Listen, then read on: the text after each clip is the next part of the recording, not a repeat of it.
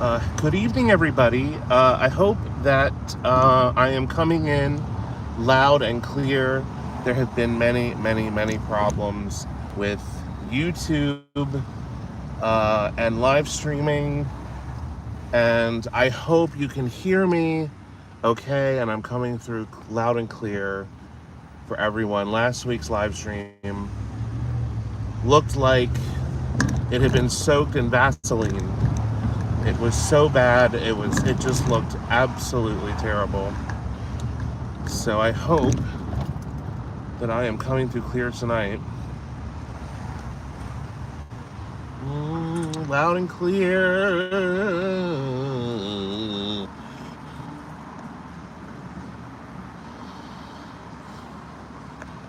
Wonderful. Hey, Tina Stamball. Tina Stamball, one of the mods, is here. Perfect. We're good. That is a good thing. I'm very happy about that. So tonight, there's more mods. I want to say hi to Kristen. Hey, Kristen. So good to see you. Love all my mods. They make this live stream tolerable. Um, so last week it looked terrible, and then I cut out the last part of it because there were sound drop. It looked and sounded horrible. I wanted to just take the whole thing down because I don't know how anybody can watch it when it's that bad. But apparently people do watch it. So tonight we are going to do another Edgar Allan Poe tour. Now I did one of these probably a couple of years ago, maybe something like that. And I'm gonna roll the window up because I don't want music to interfere with the live stream like it did last week. Um, the music on there killed me. I think there was like 5 songs, but we're all sharing revenue. It's very strange. I don't know why you'd share revenue, but whatever. These are original songs. I don't mind. I just don't want to have it happen again. And the music was so loud. But last week at Fort Armistead, that was fun. That was really fun. The first thing tonight I want to do is I saw a picture of this, and if it is true, I'm going to be very, very upset. But there's a building here that used to house a restaurant called Mardix. It was always called Mardix from back hippie era, before Prohibition. I mean, the same family ran it for all these years, and then the son, Morris, went to... Oh, it's still there. Okay. So why were they saying that the building...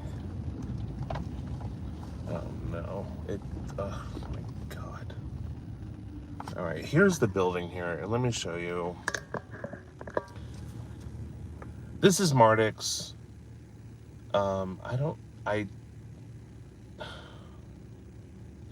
This is one of the oldest buildings in this neighborhood. I think it predates the 1800s, and I used to work here. It was a restaurant at one time, Mardix, and Morris was an old, kind of crabby man. Wore the same clothes every day. Was born in that upstairs room, which is right where his windows are, and he actually lived in that room as well on a fetid mattress that was laying on the floor. Um, so the first floor was a tavern and a restaurant, and Morris was a French-trained chef, and he made the most amazing French dishes and pate, and everyone came here to have pate and French food, and it was just delicious. And the thing I loved about Morris was that if I needed extra money, I could just show up and he would give me tables to wait on. So he was a real lifesaver for many, many years. When he would get mad, I would just laugh because he was so funny when he got angry. And I used to laugh at him because and he would be like, shut the fuck up. You know, he was just really funny guy. Very eccentric. You can look him up on online, Morris Martic, Martick. He just so much fun. He let me shoot a scene of my movie in here, Night 50 in 2002, and allegedly, what I heard was the building that is going to go. They're going to build a new building in this spot. Okay, you see over there on the. Let me first address these wonderful super chats, you guys.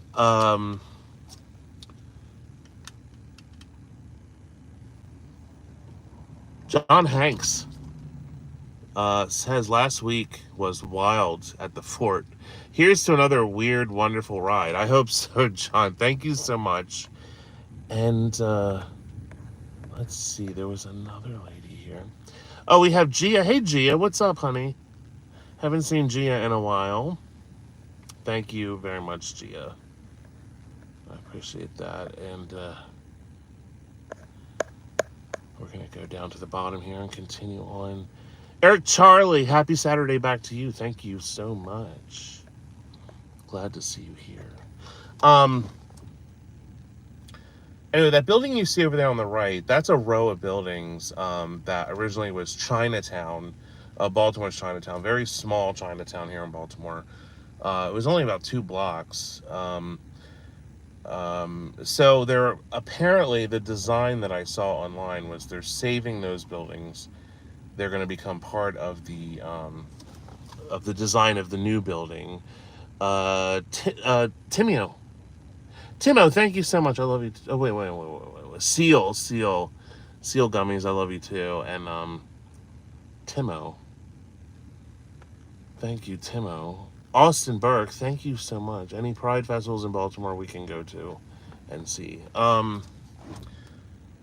No, but tonight I will be actually. Tonight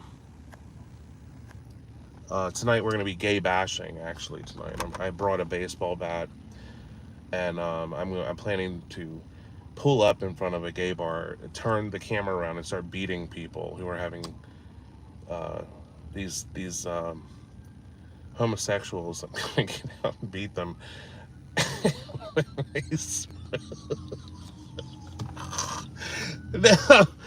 No, that's going to be later on in the stream, so stay tuned for that. Okay. All right, back to my fucking story.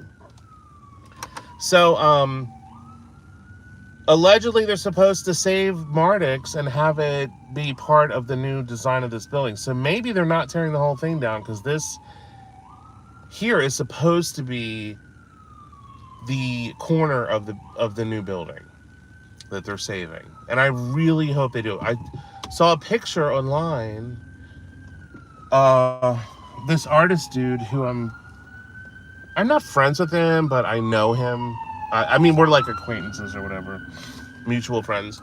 He took a picture from the alleyway here on the left of a bulldozer kind of bulldozing this building, and I was like, oh no, like it just, so I really, really hope that they're following through the plans, because on the right, those buildings over there, I really thought they were going to tear the whole things down, but they didn't. They only tore down the back section of them and left the fronts up. So apparently, they're going to save those, and I'm guessing Martix is the same deal. I just hope they don't tear it down. I really don't, because this building, so many good memories out of this place. And another fact about Martix, if you're a John Waters fan, John Waters, his actually, this was a big hippie bar back in the day. John Waters used to actually hang out here in the alleyway. He wasn't old enough to get in, but his mother would drive him down and drop him off here in the alleyway so he could hang out with the hippies out front. And one of his first, like, quote unquote movie stars, her name was Malcolm Soul. She worked here at Martix, and there is actually a little flyer in the window, in that window up there that's next to the auction sign. I think that's where it is. There's a little kind of ad up there for Malcolm Soul's art show or something. But Malcolm Soul, she has a wiki page. She's been dead for a very, very long time. I believe she died in probably the 60s or late 60s, early 70s, somewhere like that. Um, but yeah, I really, I'm interested to see what they do with this building. The design actually looks really cool. It's going to be apartments, of course. Um, but we'll see. I have a whole group of people walking. Oh, they're going in that building. Okay. So let me just real quickly say some thank yous here. Kelly Elizabeth, thank you so much, darling. That was really sweet of you. And Donna Rafferty. Hey, Donna. Hi, Dan. Ready for another fun Saturday night. Love you, sweetheart. I love you too, honey. I love you, honey. So this here, let's all say a little prayer. I just had to come down here and see. Oh my God, the whole side of it is like fucked. Maybe I should get out and we should walk over there, because I can't really show you the like full force of destruction that they've done. But I don't know. Can I get in here? Are these are locked? These are locked. They locked this up pretty good this time. They never locked these before. So you see these buildings here on the, oh, hey, Dallas Alice. What's up, honey? I'm in love, sweet love. Anita, she channels Anita. On the left here, these buildings here were saved. I'm assuming they're going to be part of the design of the new building. The one little building here that you see right there with that little awning, I can probably zoom in on it here. See that little awning right there on the left? Interesting place. Kiro1121, thank you, Kiro. And Kevin, stream quality is wonderful today. So glad there's a live stream tonight. I am too. I'm feeling really good tonight, man. I'm just having a fun... Today was just a fun, great, fun day. It was just a wonderful day. I love you too, Jason. So anyway, that little awning there was a bar called Randy's Sportsman Lounge. And it was sort of just older gay African-American men hung out there. And so when I wasn't old enough to drink, I would go there because they'd always serve me, because I was like, chicken, like a young twink, ready to be pawed by the old men. But it was, everybody in there was so funny and so kind, and we used to have such a great time hanging out there, all of us. But you can see behind here they have torn down, and Randy's was kind of like a real rundown kind of bar. It wasn't exactly top drawer, but damn, it was fun. That was a fun ass place to hang out. I used to love going there. You can see that they're definitely saving these buildings. I'm surprised these buildings haven't collapsed, to be honest with you, but yeah, look at that. So I think they're gonna start building soon. I just hope they don't destroy Mardix. I really hope they do not destroy Mardix. This building in front of us, I lived here from, let's see, about 4 years ago I lived here. I lived here for a year and a half. And I moved in because they had, I was so excited. Because I had, it was like my first place. I got divorced. And it was my first place on my own. I'd never lived alone. And I moved into this building because they said, oh, we have a swimming pool. They did have a swimming pool, a really nice swimming pool. Every summer, they put more and more restrictions on this goddamn swimming pool. So the first summer, I was allowed to have a guest or two guests, and we would, you could hang out at the pool, and there wasn't like a big deal about it. The second summer, which is why I moved out, they weren't allowed to have guests anymore. They opened the pool up to the building next door, so you couldn't move. The pool was like not that big, and they'd have like at capacity, and it was only open from 5 p.m. to 8 p.m. every day. They literally, like, I could go on a Tuesday at noon and jump in the pool and have, and relax in the afternoon and then go work. Not anymore. It was only open 3 hours, and everybody and their mother is waiting to get into the pool. It was like, forget it. So I just stopped going to the pool because it was pointless. There's no relaxing when there's like a million people. It just stunk. So I got out of there. I'm like, why am I paying for a pool when I can't even, you know what I mean? Here we have Topher's Cartails, and he says, thanks, Dan, and I say, thank you, Topher, thank you very much. Okay, so now we're headed over to East Baltimore, and I want to show you guys something. I'm not going to tell you where it is because I should go this way. I'm not debating. I am going to film this place, but it is probably one of the worst. It's probably one of the worst ideas I've had because it is in a really bad neighborhood, and I believe that there's like this hidden entrance to this place, and I know they're doing a chop shop in there. So I'm a little concerned. But what did I say? Those pool hours are almost as bad as the caddies got in Caddyshack. I don't really remember Caddyshack. I really enjoyed the scenes with Rodney Dangerfield. Like, that's all I remember. Like, when he said his steak still had marks on it where the jockey was hitting it, like, and he's like, and only a moron would buy this hat, and he's like, but it looks good on you though. That I love, but I know like Caddyshack 2, like from beginning to end, which is pathetic because Caddyshack 2 is literally one of the worst movies ever made. But that's the reason I love it so much, is because it's so bad. Caddyshack 2, man, what a disastrous film that was. Caddyshack 2, oh my goodness.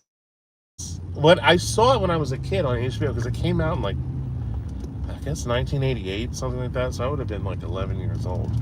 And I remember they played it on HBO constantly, and so I just, obviously just fell in love with it. Oh my god. Here we're getting on this damn highway to nowhere again. I can't stand it. That's the second time you have to do that. So, the place I'm going to show you, please don't. Sorry. Everyone in Maryland now is like, they just drive drunk with like no issues. And then so on July 1st, we have now, the law is passed. We now have recreational weed. And the police are already trying to figure out how to pull people over and give them tickets. I just know, like, I have friends. I've never driven high on pot. I don't smoke. I don't do pot anymore. I did it when it was illegal. That's when it was fun. And now that it's legal, and you can smoke it anywhere, it's like, I don't want anything to do with it now. But regardless,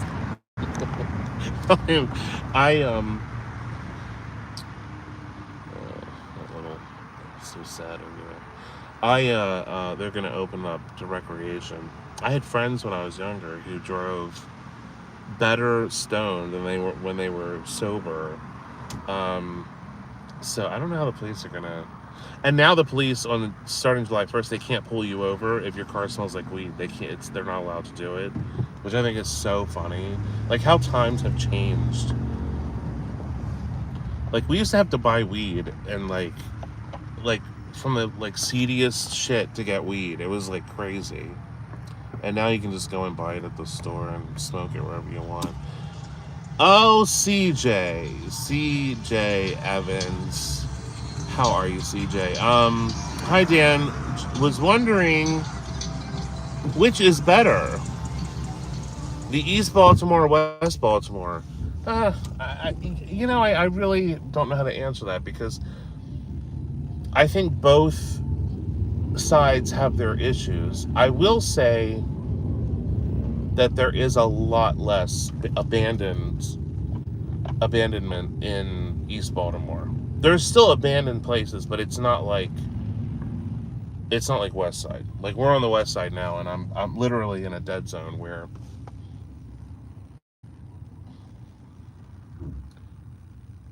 God damn it. I'm irritated right now because right next to me in this lot here was a giant church.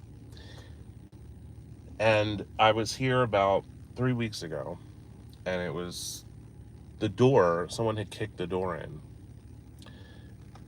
And I stepped in, I looked, and I said, I need to get my camera and come back and do this. And I forgot to do it. And now it's an empty lot. The church has been torn down. It's gone. So, Dum needs to wake the fuck up. Wow, man. That is insane. I can't believe it. Oh my God. You can't blink now in this town. There used to be abandoned shit that was like, it was like sitting abandoned for like years and years, decades, and no one blinked an eye at it, and you could go and check it out. Now, forget it. It's like, forget it. This lot right here used to have a bunch of buildings of row homes right here, and there's like that thing in the middle is an old carriage house. And the carriage house, I think they have it pretty much sealed up, but if you guys remember, there's a video I did with Will Karpinski, and it was probably from like 2016, and we went into one of these homes that I had like all these porn movies, and then like a bedroom with like a dirty mattress and needles everywhere. That was right here, and somebody, the Kangaroo Man, I think he was called. Somebody had put all this perverted poetry or stuff all over the building, all over these buildings that were here on the boards. They were writing like, call Mr. I think it's Kangaroo Man, I think it was. I can't really remember, but it was wild, man. Relic Man, thank you so much. I appreciate it, my friend.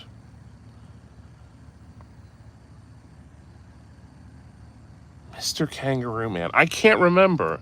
It was the one where we went into the house and there was like mistletoe. There was mistletoe, and Will and I were laughing. We did like a fake kiss under the mistletoe. So those are all gone. You know, it's amazing, man, how quickly they are tearing stuff down now. It's like at a rapid pace. Because the state gave the city all this money to do teardowns.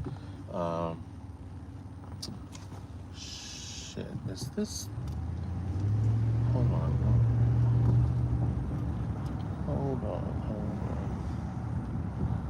No, it's up further. I'm just.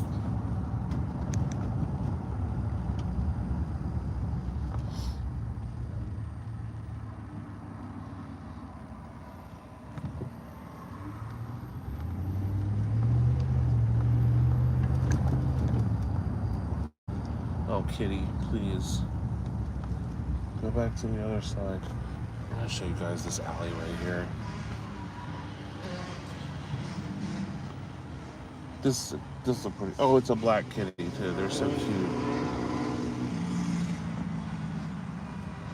Holy shit.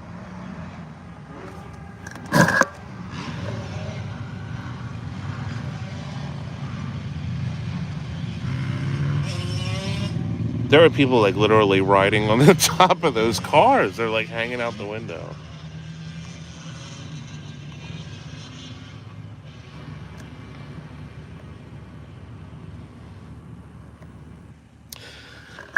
I was watching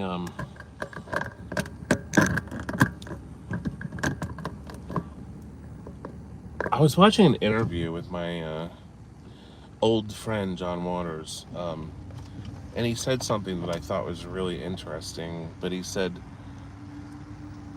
he can't understand why people who aren't from here would move here, and that those of us who grew up here, and because people look at this place. Let me real quickly read these quick. Hold on one sec. I'm gonna.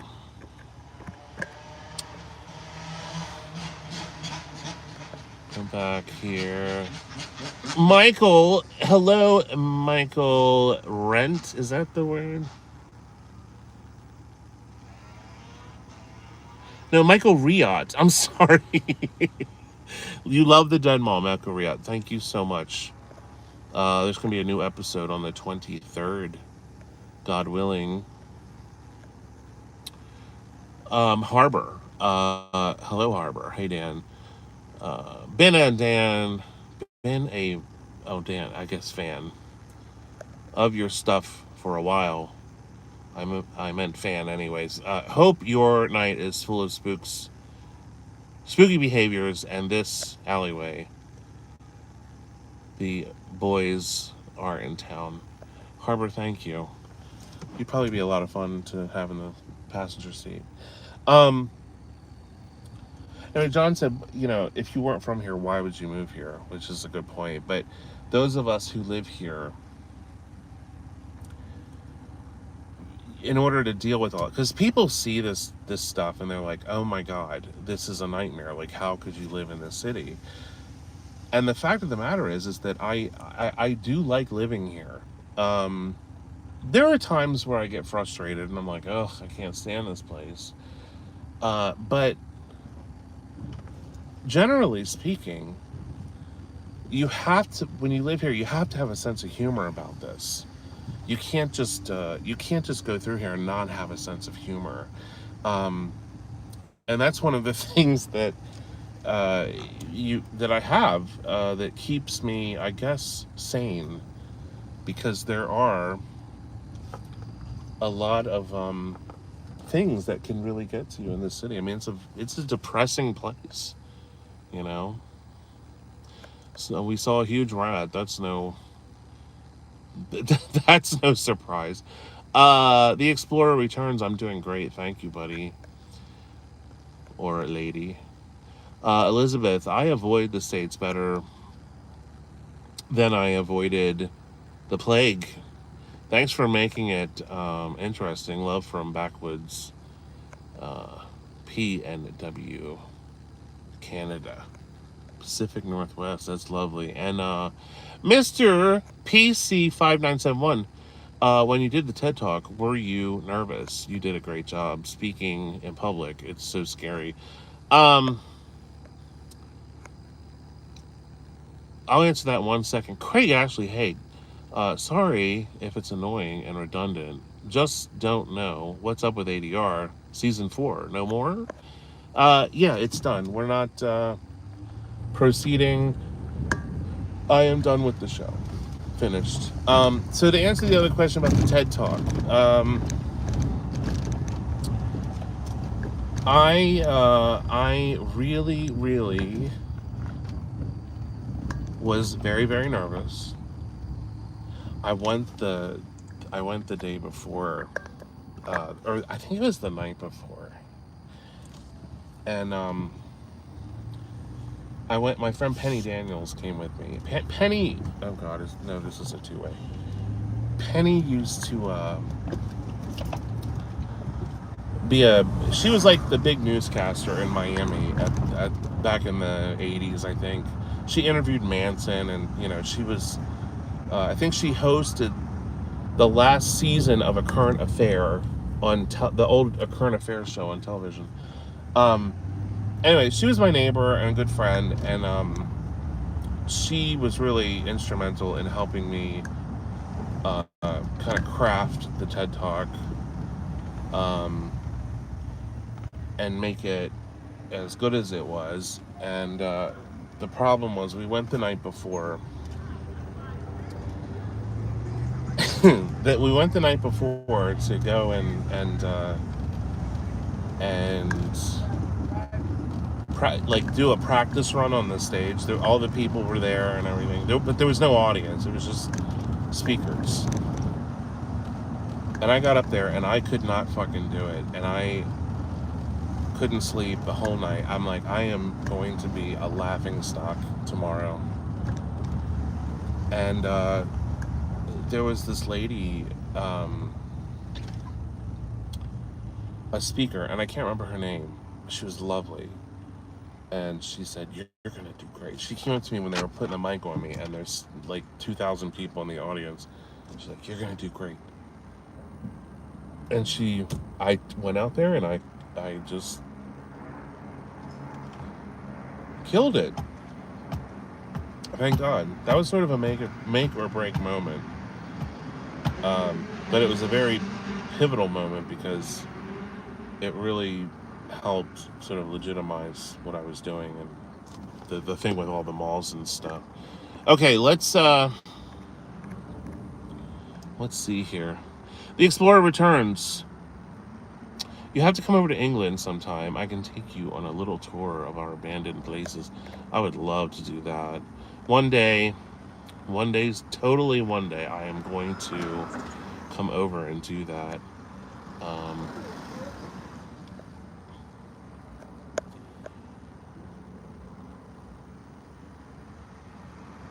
Derek says, because you only show the worst parts of Baltimore, the whole city isn't like that. Well, Derek, you're absolutely right about that. I mean, you absolutely are right about that. However, in my defense, when I've shown like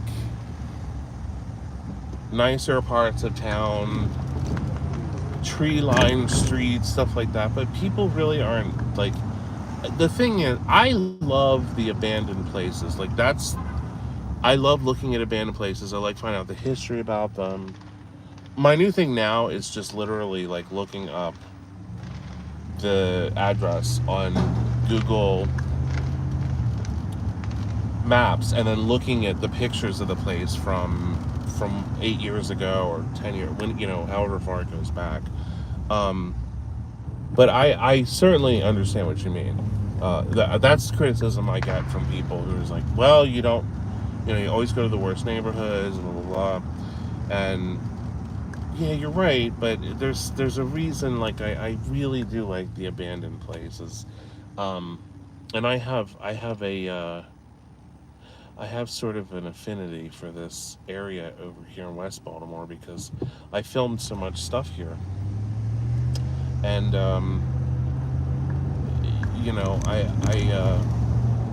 that is a really cool little camper. I don't know where that thing came from, but that's cool. I filmed so much stuff here, and it's basically like, I don't know, it's gone. Like most of the stuff I filmed over here is gone.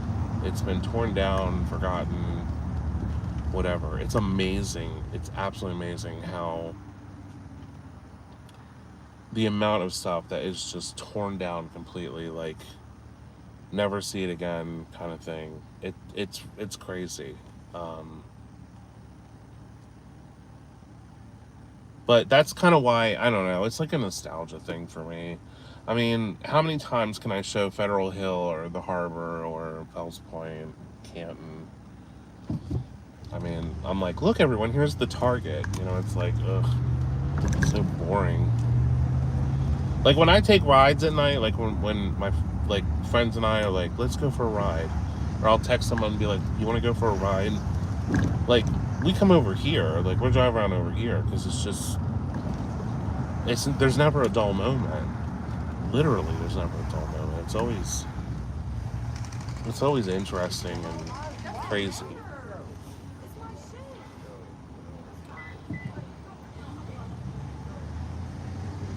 Happy Saturday night, everyone. So glad you're here. Please give this video a thumbs up while you're sitting here watching, waiting for me to be in a car accident or shot, which is really weird. So on this channel, if you're not subscribed to this channel and you haven't seen the new videos, there have been, I don't know what's wrong with people. Like I try to understand like the mentality, but there are people who like honestly like really are obsessed with like the thought of me getting shot when I go to these abandoned places. I don't know if it's out of just, I don't know, is it out of ignorance or I don't know like exactly where it comes from, but sometimes the way it's worded is so crazy and it literally sounds like the person is rooting for me to get shot, which doesn't reflect me. It's like, oh, I hate this fucking guy, I hope he gets shot to death.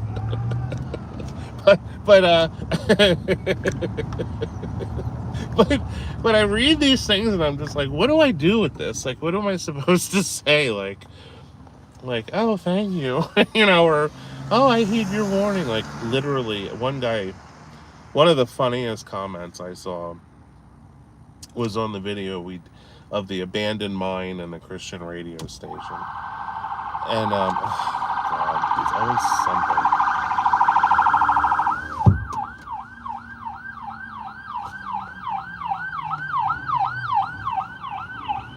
That's the ambulance dance.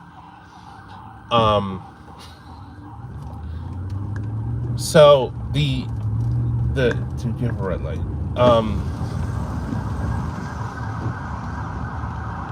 Let's get this guy out of the way first. Okay. One guy said it was on that video, the abandoned mine video,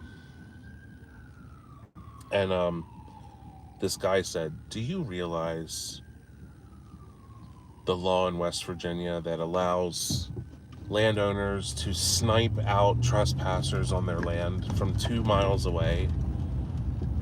I'm like, so you're basically saying that in West Virginia, there's a law that gives a safety blanket for farmers or people who own some piece of land to sit on their roof with a sniper weapon and long range scope and just pluck off anyone walking around their property. I'm like, that is the most insane thing I have ever heard someone come up with. I don't know if the person actually believes that, but it's not, there's no way that's true. There is just no fucking way. There's no way. I mean, there's laws that state if somebody comes into your home, like that's, then you have every right to defend your home. But land, I don't know. Unless the person's like threatening you or something, but like, I'm hardly a threat. Oh God, this has to be one way. Has to be. No, it's not. It isn't one way. Okay. Anyway, that was just some craziness. I really have gotten to a point where I'm just kind of over like reading comments because but the thing is, I get so many wonderful comments from people. I really do. Like, some of you guys leave me the most heartfelt, wonderful, sweet comments, but then there's like comments like the sniper comment. I'm just like, dude, this okay, this is two-way. I can't tell with these roads up here. Look at this road, man. Look at this.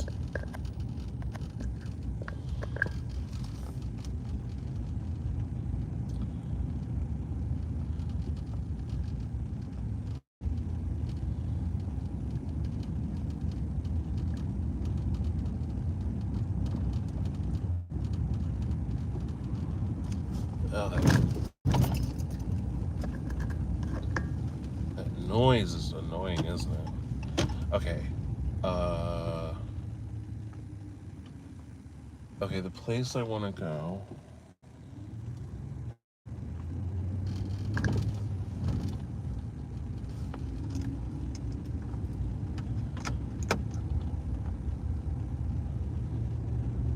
Oh, there. I fixed it. It's not making the noise anymore. Isn't that nice? That's perfect. Alright, I knew where this place was. I just can't. I'm gonna turn. I'm gonna turn left here. So anyway, is am I right? Can you snipe off somebody who's just 2 miles away on your property? Is that is that legit? Like maybe I was wrong. Are there any attorneys here who know West Virginia laws?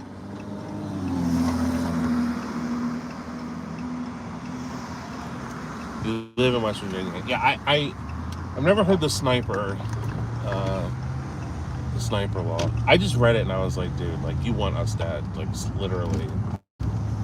Like you're some of the people that write this stuff. I'm just like, you're not like you really want us to get hurt, which reflects the wonderful work I do. But I've been doing this. See, like I've been exploring abandoned buildings for oh my god, I mean over 30 years. And I'm 46, and I started exploring bandos when I was Christ. I mean, there were so many bandos back when I was a kid in the area where I lived.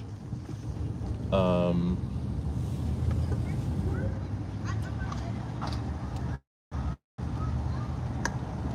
I would say probably preteen, maybe. I'm not.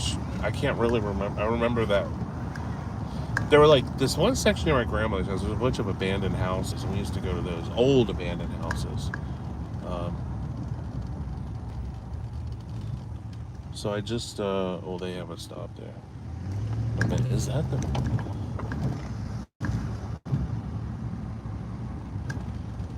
I gotta get my head together because I can't remember. That's the brewery. Okay, the brewery is right here. Oh, it's okay. All right, I know where it is now. Can I turn up here? Yes.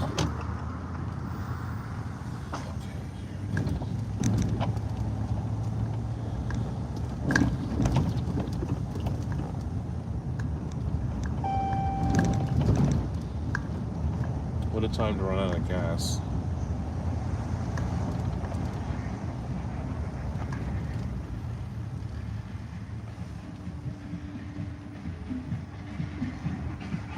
That sounds like fun, whatever that is. That's some good music. Of course, it's probably going to give me a copyright strike, so I'm gonna have to. God damn it.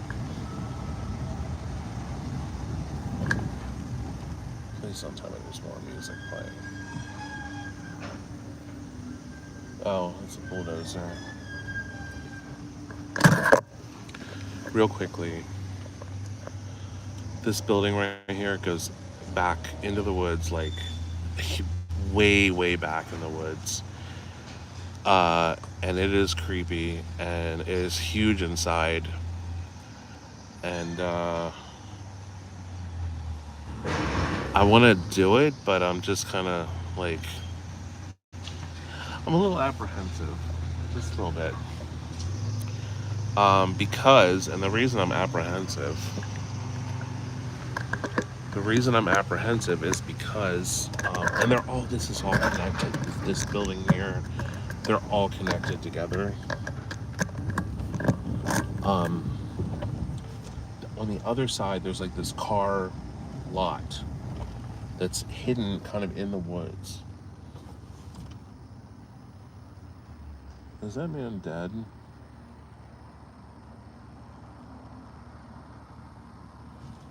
There's a guy here. Looks like he's either drunk or he's no longer with us.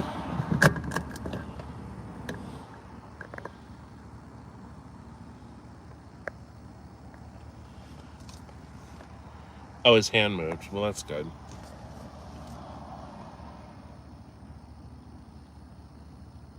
I don't know, it doesn't look like it moved to me, but I'm not gonna. See, every time I involve myself in that shit, it always ends up like a fucking problem. So I'm not gonna involve myself in that shit tonight. I just can't do it. And this here, this is all part of the same thing. It's huge. I want to explore it. I want to go at night. But the reason I'm talking about that other place, the car place, it I don't know if it's like a legit car place or if they're chopping cars there. I don't know, but if they're chopping cars, like I don't want to, because the building definitely spills out, and they may be using part of the building on the other side. So that could mean they either got it blocked off inside, or they got dogs. And if they got dogs, I don't want to F with that.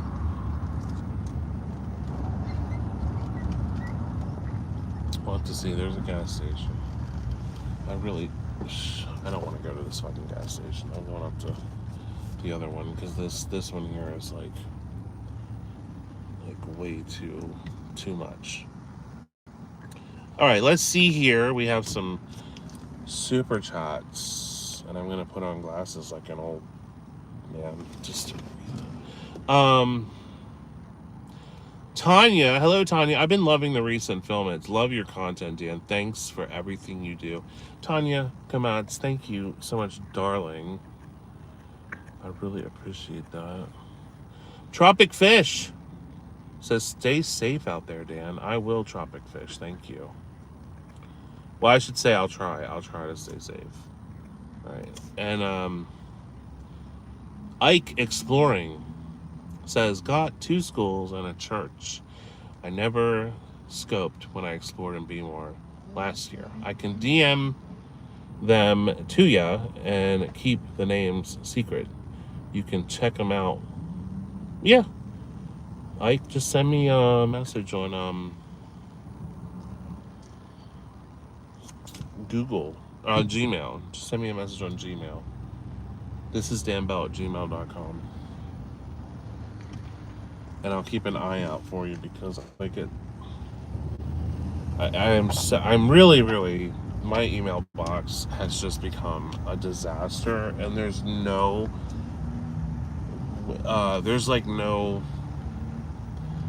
program that I have been able to use that has been able to fix the junk mail and all this stuff. It's insane. I don't know. People, I think, sign me up for stuff deliberately with my email, so it just puts nothing but junk mail in my mailbox. So that's nice. I appreciate that from all of the people who do that.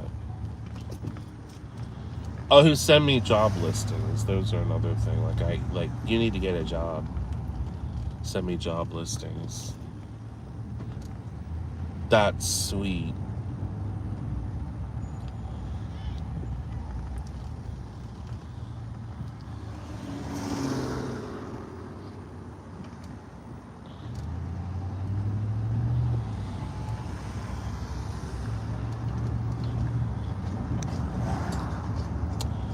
So now I'm going to the gas station, but I don't want to go to the gas station down here because it's a little sketchy. So we're gonna go to the one up here. I think it's a Royal Farms. And after that, I said we were going to go on a damn Edgar Allan Poe tour. We've already been on for... No, we've only... Oh my God, it hasn't even been an hour yet. It has not been an hour.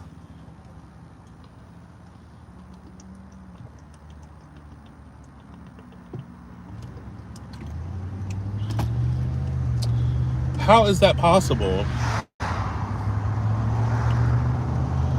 It has not been an hour.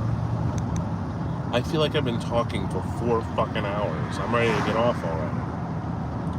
No, I'm just kidding. We're gonna keep going. We do have time for Edgar Allan Poe. We could go to Leakin Park as well. We could also,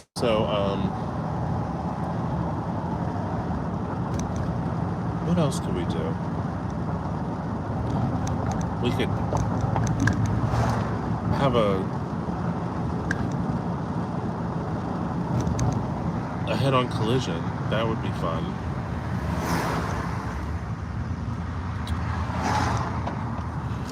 I'm just gonna pull up here real quick because we got some super shoots. And so I don't want to miss anything tonight. I'm trying not to miss your super chats. Okay, Enigma 291. Love your videos, Dan. I hope the only shot you get is with your camera. Me too.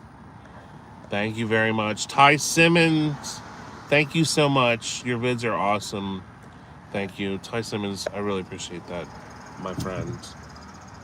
I really do.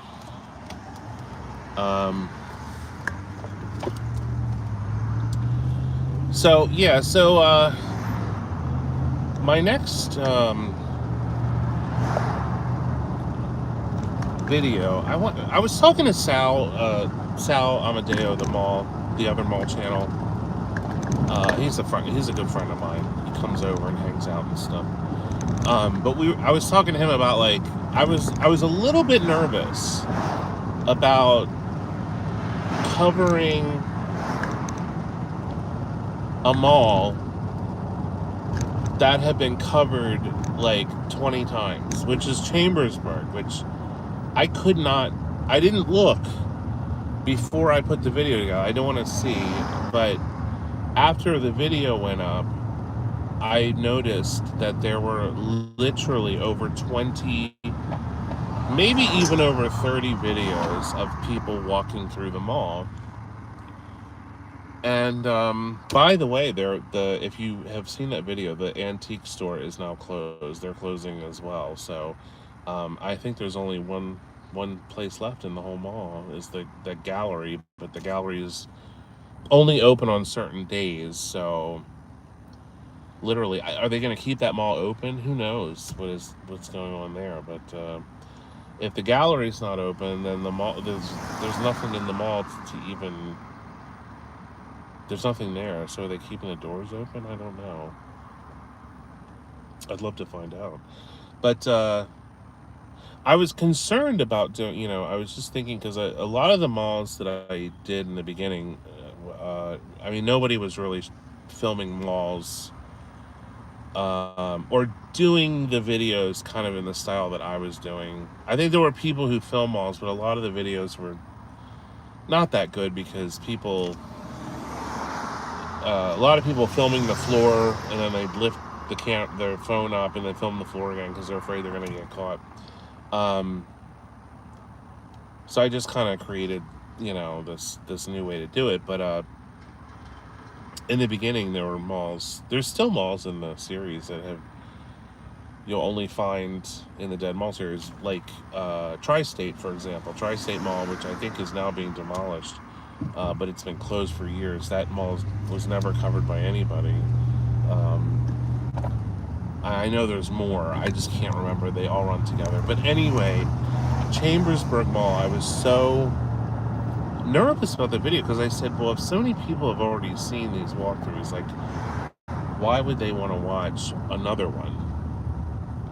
But then you all came out and watched it, so I'm very happy. It's performing very well, and I'm just like, oh man, this is great. So it kind of opened the door for me to say I can do more mall videos, even if the mall has been covered, 10 times or 50 times or whatever. I can still do them because I feel like the Dead Monster is kind of a thing on its own, and it's still a project that my whole goal from the beginning was to archive malls, and to have them in the series so people could go back and see them years from now. And so I really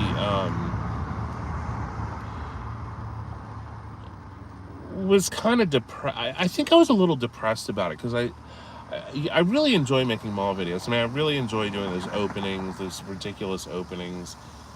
Because I'll just sit there and laugh. Like I'll try something this way and I'll try something that way. And when I said, oh, I can make Sylvia burp, like in the last one, Sylvia Brown is burping or whatever. I mean, it. I was laughing my ass off, and I was like, well, this works. This is something that works.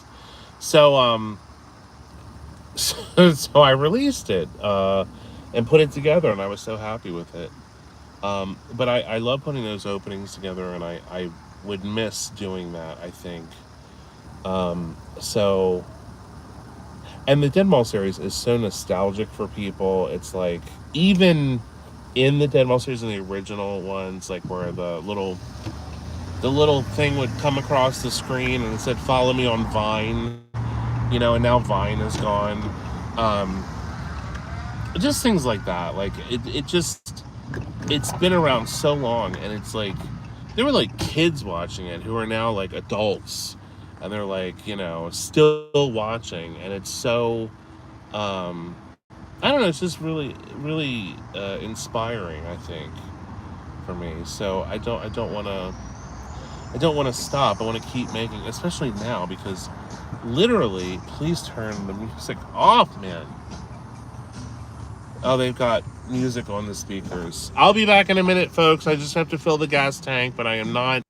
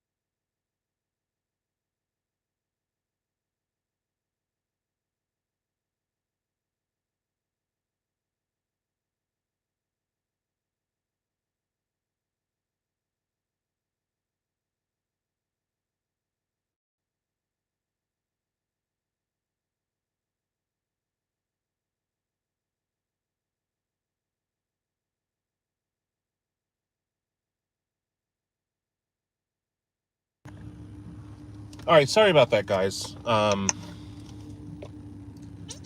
The music is playing really loud. Like, they have to make the gas station like a fucking nightclub now, with music blasting, and then there's a television screen on the damn uh, gas pump, and it fucking starts showing you music videos. And have you tried this? It's like, for Christ's sakes, can we just, can't filling your gas tank be a quiet, solemn thing? Does it have to be blaring music and ads in your face? Or like, welcome to the Royal Farms Network. It's like, oh my god, they have a network? All I want is a fucking soda pop and some gas and cigarettes. I don't need a fucking network. It's so annoying, man. All these places now, it has to be, they have to complicate everything with music and blaring and ads. And like, the one thing I really can't stand are those TV screens on the gas pumps. If you guys know what I'm talking about, as soon as you start pumping your gas, the TV comes on, and it's like, check out Drake's new video, and it's like, you want to scream. You want to just go, please, dear Lord, shut this off. They should give you an option that you can turn it off. It is so annoying, because there's nothing useful on them. They give you zero useful information. There's absolutely nothing. Nothing. So your time is completely wasted with this blaring TV.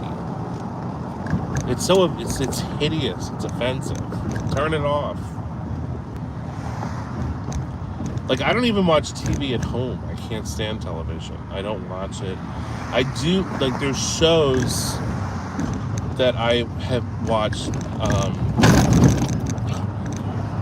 Thank you to the city of Baltimore for just destroying any vehicle that drives on any road.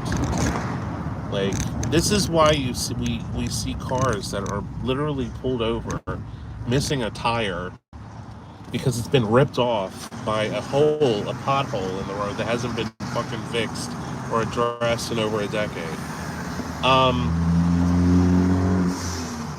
So anyway, what was I saying about the gas station? I find it very annoying that they have to have all this going on at the pump. What's next? A TV above a urinal? Like, you have to, hey, see, you're taking a pee. Maybe you want to go check out, Dr. Brown's Urology Center, or so. It's like, what is this? Does everything have to be an ad?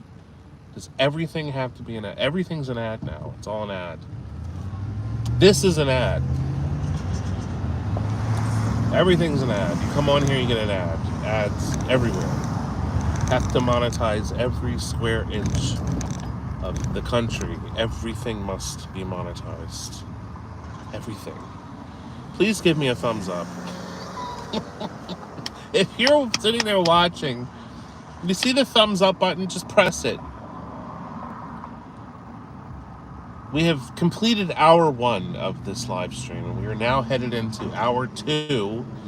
And I'm very excited about hour 2. Who knows where we'll end up? Who knows? I am really hungry, but I'm not going to eat until after the stream, because then you get comments. Oh, Dan, you're so fat. Why are you eating that? You fat slob. You should kill yourself. Sure, you're gonna lose weight. Well, you're fat. You fat slob pig. You're so fat.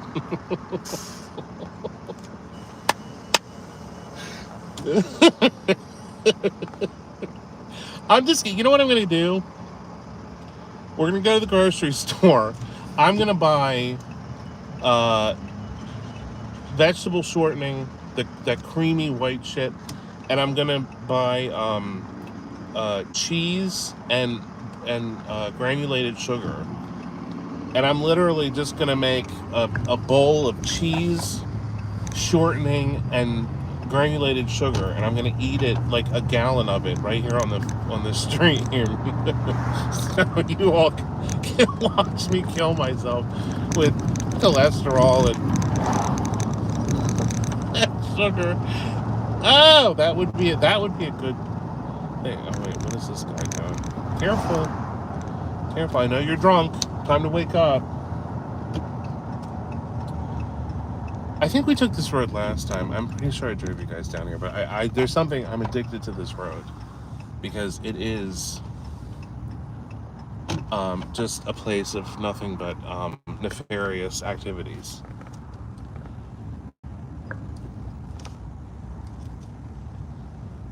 The road of nefarious activities.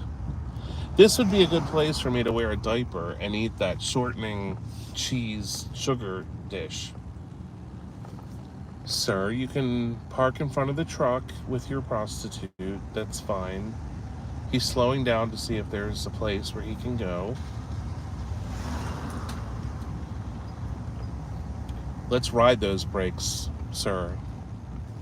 Keep riding your brakes. Okay. Dude, you don't look sus at all. Like, what a whack job. Look at this car here. Oh, I love this. What is that, a Century something? Chrysler.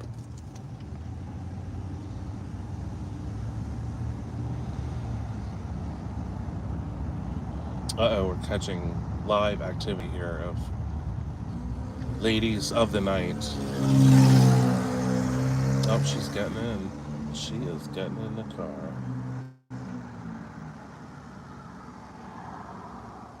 Excuse me, sir. We'll just wait here.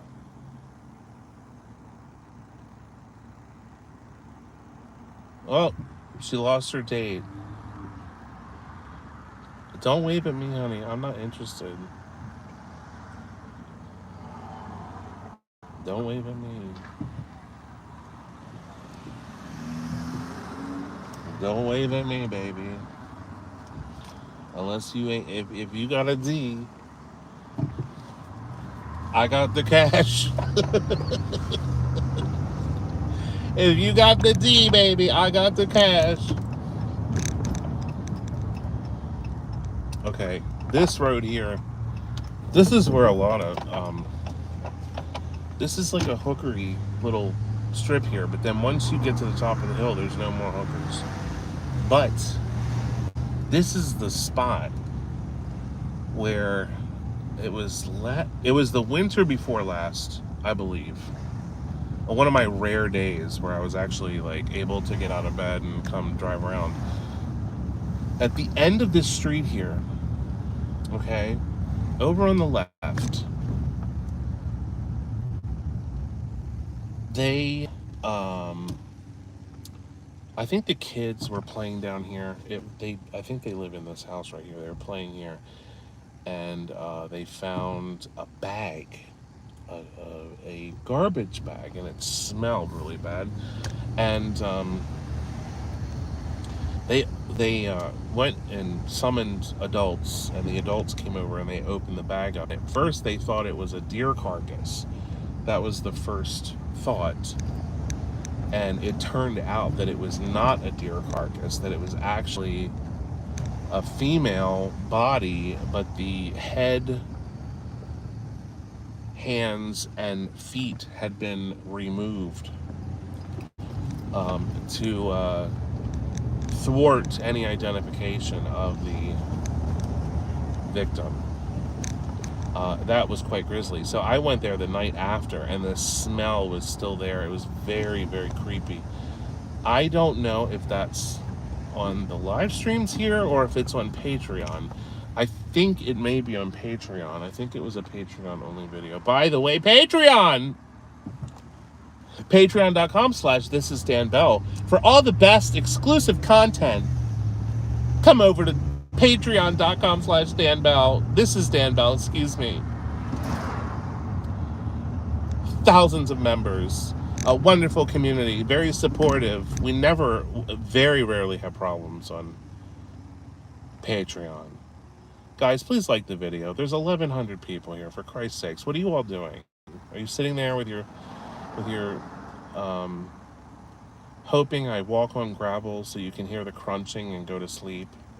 Or would you like me to talk like this?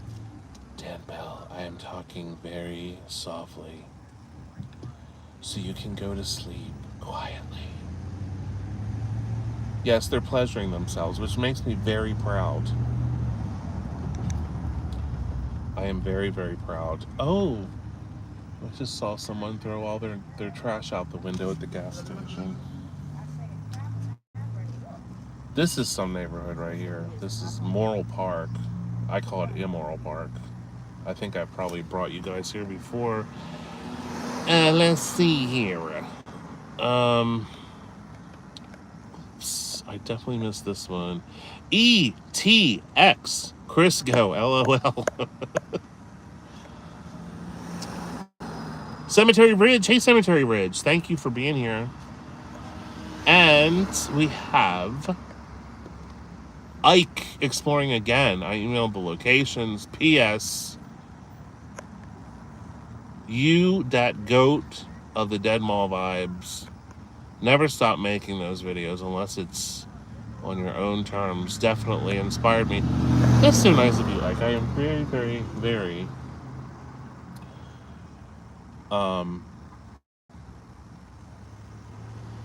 moved by your wonderful and deeply heartfelt comments. I am so, let me tell you guys something. Tonight, I am so happy that this damn, what was going on with the live streams is over, hopefully. Last week was a disaster. I tried to do another live stream. I couldn't even start the live stream. It would let me start it. So I had to cancel it out, and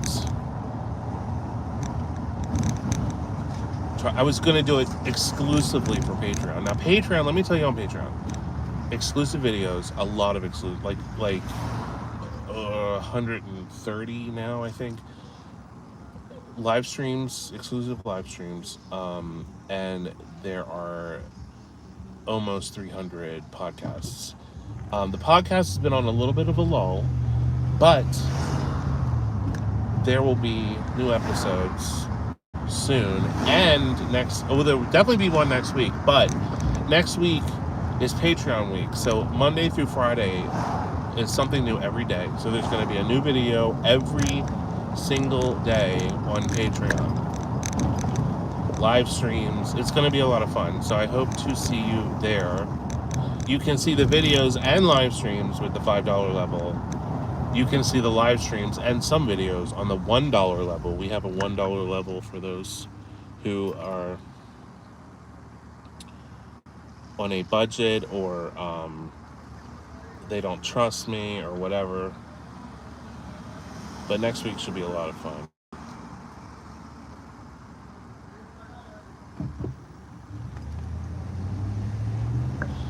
This Italiano's is a drive-through Italian restaurant, but I'm gonna skip that tonight, because God knows if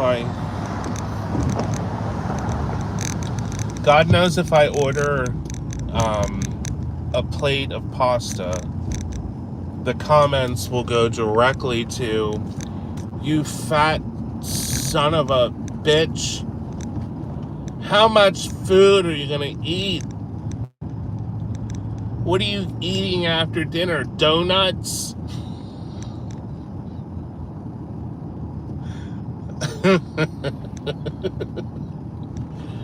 Guys, let me explain something to you. I have literally had to hire someone to wipe my ass. I've hired this fan. I hired a fan who now lives in the bathtub, and whenever I take a two, they grab a wet towel and clean me.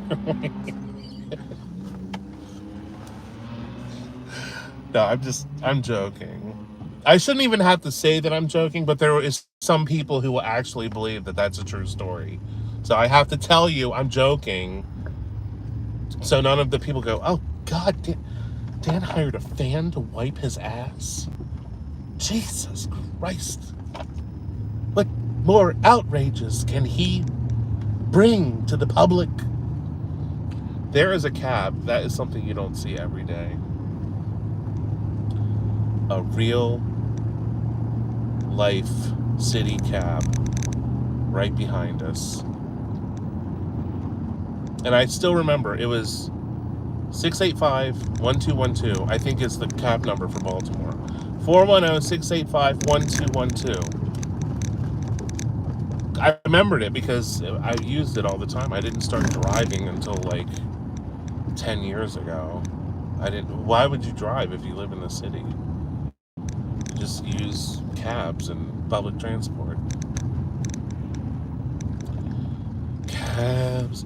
I've got to pee so bad. I've got to piss. There's just way too many people around for me to urinate.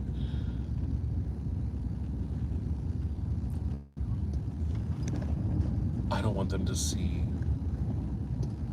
the truth.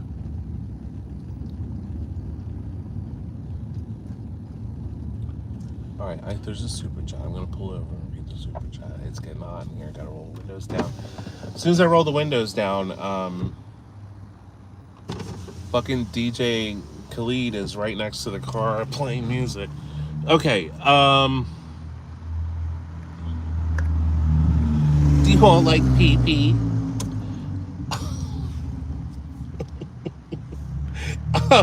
I can't see anything. I'm like blind.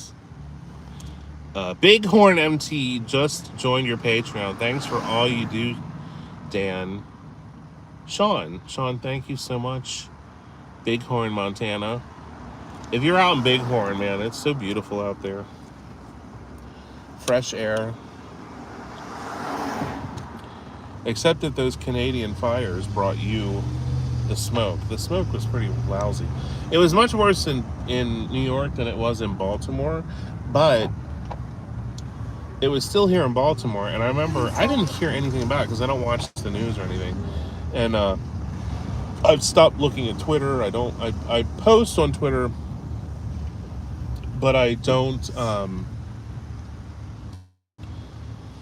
read Twitter anymore because it's just a cesspool at this point. But anyway, I didn't know about the smoke, so I went and I took Mama out for a walk, my dog, Wee Wee, and I was looking around and I'm like, everything looked hazy to me. I'm like, why is everything so fucking hazy?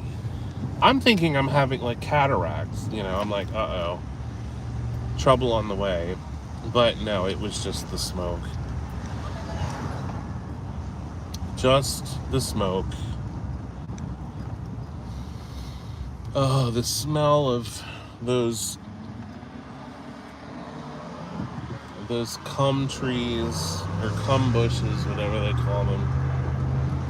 Let me tell you about the cum trees. I don't know what this specific species of tree or bush is. I think it's a tree that smells this way. But in Baltimore, I'm sure they're in other urban areas like in New York and stuff. But in Baltimore, there's these trees, and then when they bloom, or I don't know what they do, it's the strong odor of semen. Now, if you don't know what semen smells like, I suggest that you find the nearest man and you have him. Well, if you're a man, first of all, you can find out by just whipping it out and getting busy. If you're a lady, there are several methods. However, you'll smell the smell of semen. And these trees smell exactly like semen. They smell like semen. And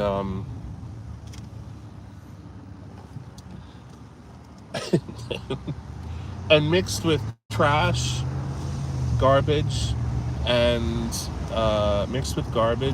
pot smoke and cigarette smoke and booze and piss and everything else you smell in the summertime. Because in the winter, what happens is someone takes a pee. What happens? It freezes, so you don't smell it anymore. In the summer, all that stuff thaws out. The alleyways start stinking.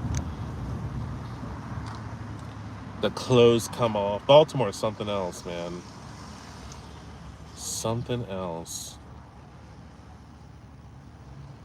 But I swear to God, we had my first marriage, my only marriage. I don't know if I'll ever get married again. Never say never, but probably not. But anyway, our first place had one of those trees in the backyard, and I ended up cutting it down. It smelled so bad. I mean, it was like mocking us, a gay couple. It was literally like mocking us with the smell of semen. We were aroused all the time. I'd be like, oh, yeah.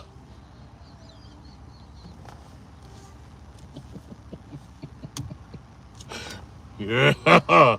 Yeah.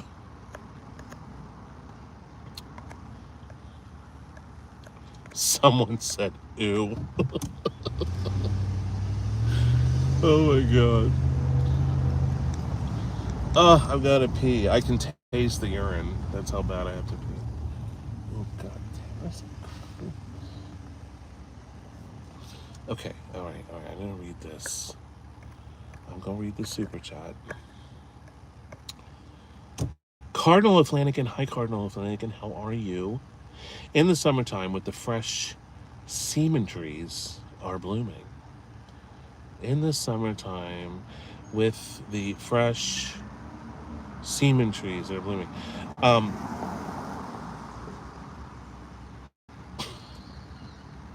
Come to Baltimore, you'll smell them. I swear to God. Alan. Wait, hold on. That's not Alan.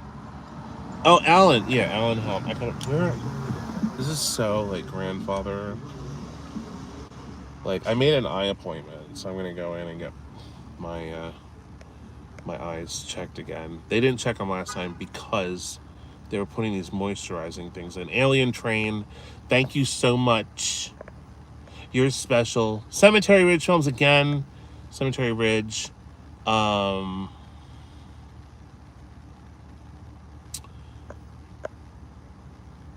A Bradford pear tree. That's what they're called. Unbelievable.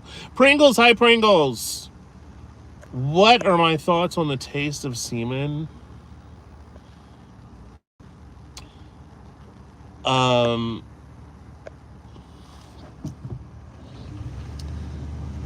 I don't know, honey. I usually absorb it anally, so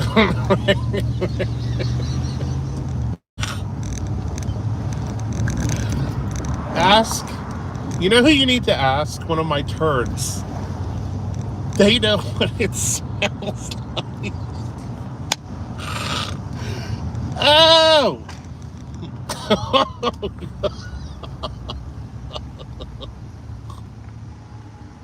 I'm sorry. Oh my God almighty. I'm sorry. It is so disgusting. I am a vile creature. Vile. I should not talk that way. I can't help myself. I've always been disgusting and vile and make the most vile, inappropriate jokes.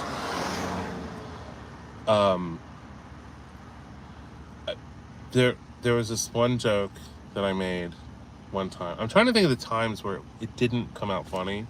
Hold on. Slumber Inc., can you please sing Yipe Stripes? No, I cannot, and I'm going to tell you why. I appreciate the donation, but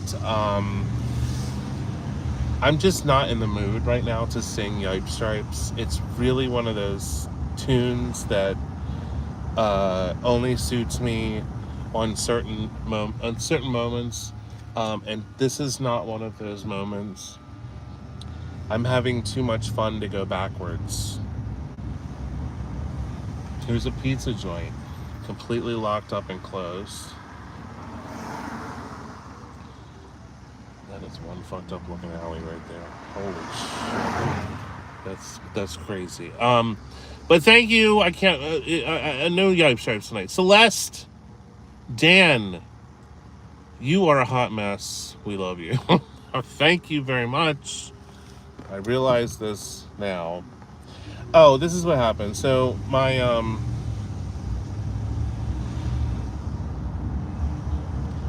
I want to check that alley out there. My mom, uh, she, she my mother's really funny. I mean, she's a very strange woman. She's very eccentric, but she's very funny. We, I don't remember if it was somebody's mother's funeral or something. And when people die, like I'm always trying to cheer up people because when people die, that's like the worst thing you can go through. It's like horrible. And so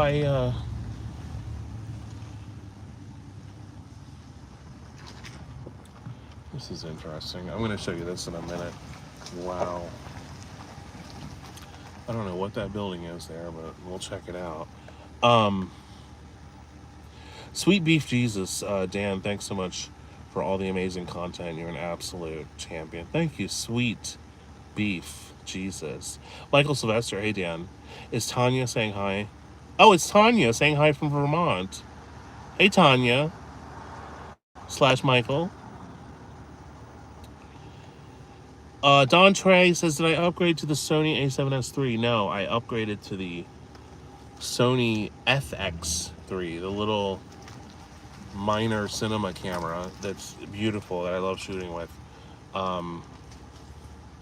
It's a great camera. Very excited to shoot future projects with it, especially documentary thing I've got planned out that we're gonna do, but I can't really talk. I'm not gonna talk about it right now. Anyway, I've completely forgot what I was. Oh, the funeral. Let me tell you about the funeral. So, I'm always trying to make people smile and laugh when they at a funeral. Funerals are horrible. It's just one of life's cruel, things. And I went to this funeral, and it was this woman that my mom knew, and her mom had passed away, and I went up to her and I said, oh, I'm so sorry. She was always laughing at things I said and everything. And this is so awful. So I was only like 14 when this happened. So we were at the casket with her mom's body laying there, and she's like, doesn't she look beautiful? And I said, no, she looks hideous. And I was expecting her to laugh, but she didn't. She was like, damn, that's not appropriate. I'm like, here we go, man. I mean, I'm just trying to make a fucking joke. Can't we laugh at this? Can we please laugh? And she couldn't laugh. But then a couple years later, she said it took a week and I started laughing. And then she said, and then now I look back on that and I laugh because it was hilarious. And she's like, you were quite gutsy saying that to someone who's standing in front of their mother's coffin. I said, it was all a joke. It was a joke. Anyway, look at this alleyway. Holy shit. I don't think I've been in this alley. Oh my God. The amount of glass.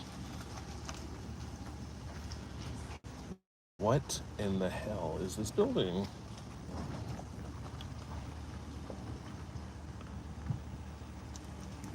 There is so much glass here and debris.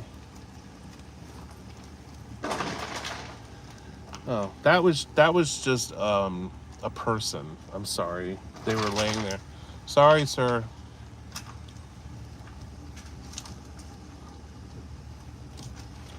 So sorry. Oh, sorry. I'm sorry, sir. Sorry. Very sorry. Alright, my ass is peeing. I gotta piss. I'm not waiting another minute. I gotta pee. I'm gonna pee right here. When you gotta go, you gotta go.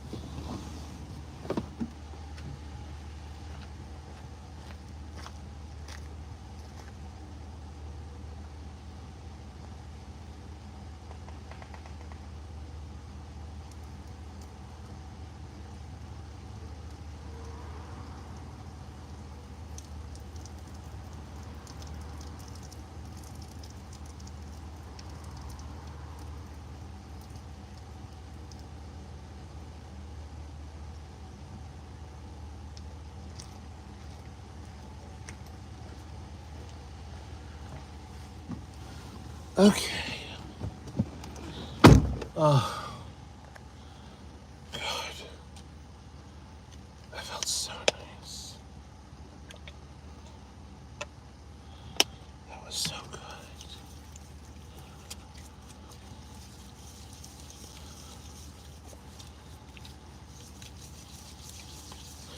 Guys, please like the video. There are 1,100 of you. You should be liking the video. What are you doing? Why are you doing this to me? Why are you doing this to me? Love the goddamn video. Please like it. I'm not going to ask anymore because it doesn't matter because it always ends up over the top. Grace 107 said the Unabomber died today in federal prison. In order to commemorate him, what are your opinions on his work and writings? That's a long conversation, but I don't. I don't think I care. I honestly, I really don't. I'm so sick of these like government, the government this and anti. I'm just sick of it. I don't want to talk about it anymore. He looked like he smelled like pee. That's all I can say about Ted Kaczynski. But thank you, Grace. Appreciate it. If I can just open this one, there we go. Hey, Michael Sylvester. The alley reminds me of Friday the 13th. Like Freddy Krueger is going to be waiting when you step out to see a man. To see a man out of a horse? What? Michael, thank you. Little convoluted, but I do appreciate it. This would be more like Friday the 13th, Part 8, Jason Takes Manhattan. Kind of, you know. Greg Eloise, it's raining man. Hallelujah. Oh, God, I know. It feels so good to pee. There's a car coming behind us. Probably the Popo. Oh, no, they're turning. Okay. They're turning. We continue on. Damn, man. Guys, I gotta tell you something real quick.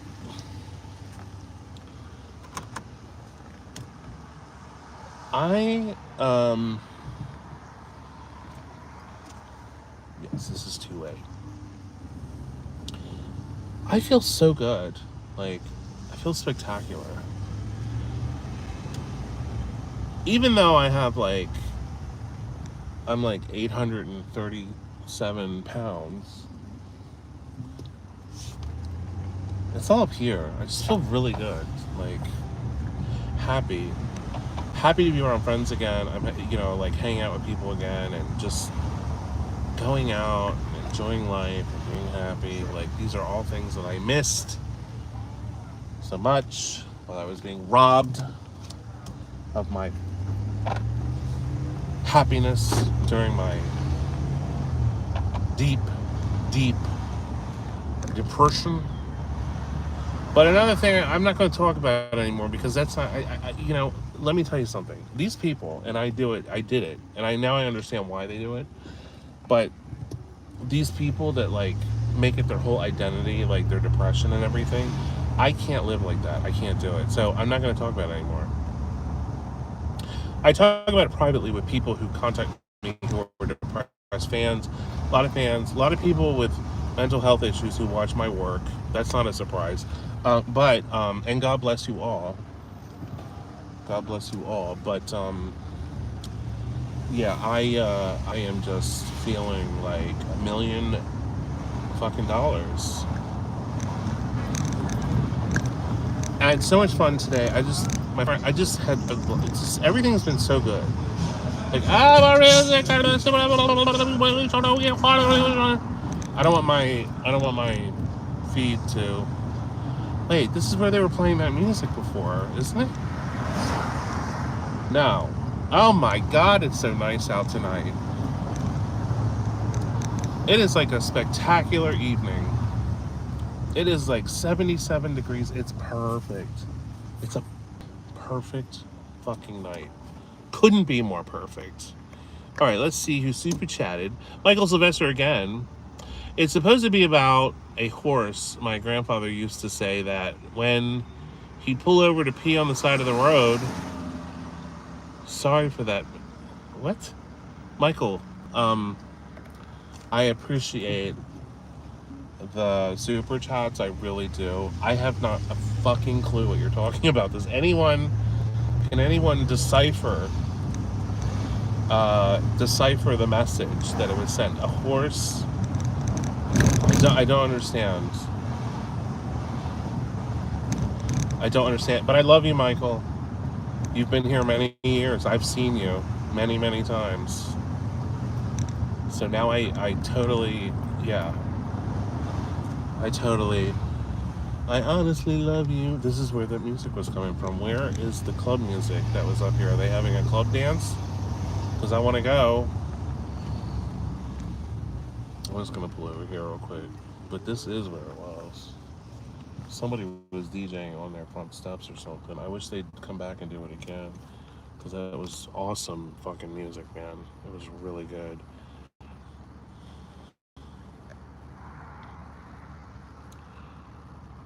Take some canned peaches to Leakin Park. Oh. Arizona Alchemy, hey, man. Dan feels so good he's speaking in tongues. Yes, the Lord has saved me again. The Lord has saved me. This is a strange little road here. It's a one-way. It's very, very, very narrow. And it's up at the top of a hill. And there...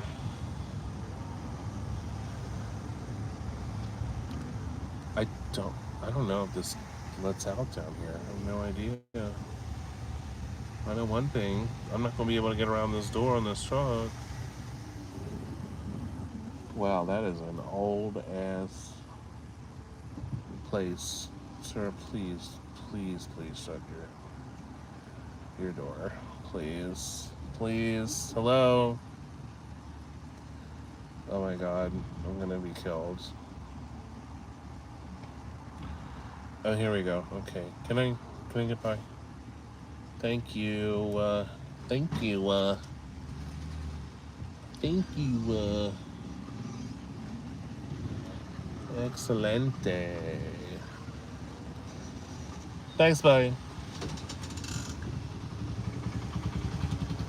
Everyone's looking at me like I'm fucking insane. Oh, fuck, man. I didn't realize this just ended here. What the fuck?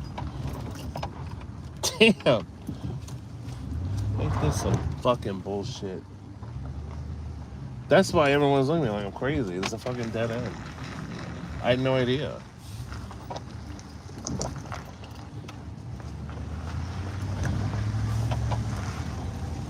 Because I am on the wrong fucking street. Wrong street. Let's go this way.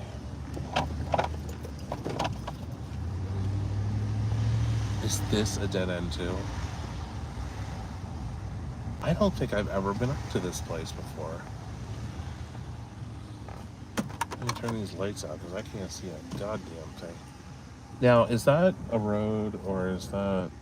I'm not even gonna try it. Not even gonna try it. I've never been... This is one of those cool situations where I've never been here before. I've never been to this, where we are right now. I don't know. I've never been here. So it's a street, a rare street that I have not been down.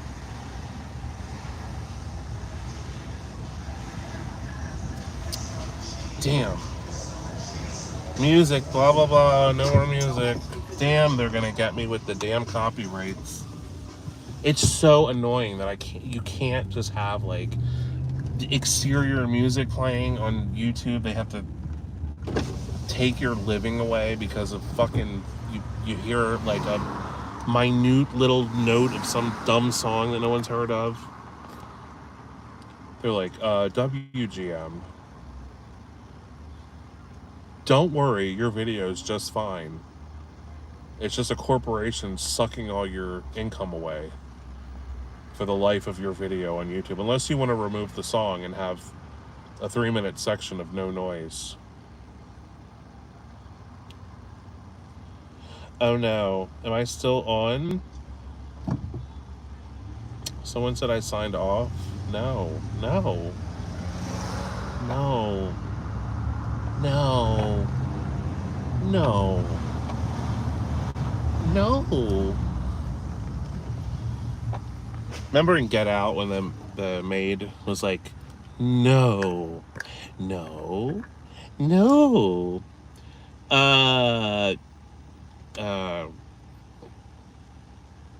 Continent. Continent. Has anyone really been far, even as decided to use even go want to do look more like you fucking asshole?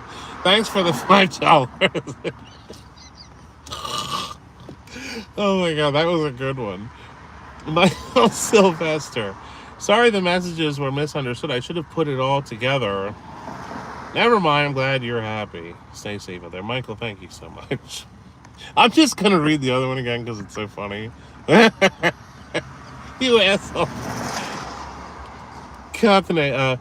Has anyone really been far, even as decided to use even go want to do look more like?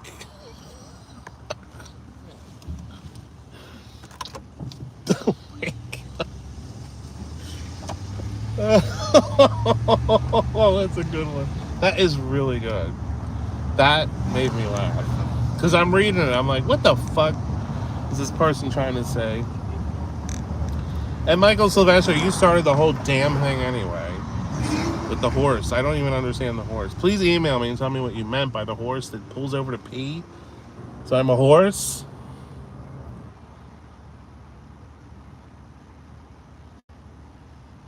I don't know what it meant. Please, everyone, we're at 7:42. Could you please like the video? And if you're new here, please unsubscribe. Please don't subscribe. I have enough subscribers. I'm done. I don't want any more subscribers. Finished. No more subscriptions. I'm done. The last live stream is going to be me driving down a boat ramp into the water. You'll just see me sink.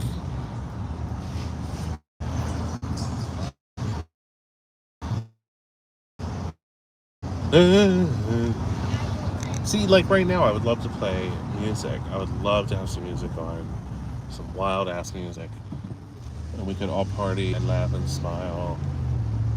And, you know, this is a weird situation. I have no idea where I'm at. I have no clue where I'm. Oh, no, never mind. I know where I'm at now. Damn it. Doesn't last very long. Doesn't last very long.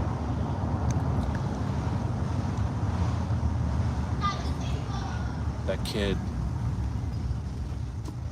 They must be watching the live stream. Truck pulling a truck.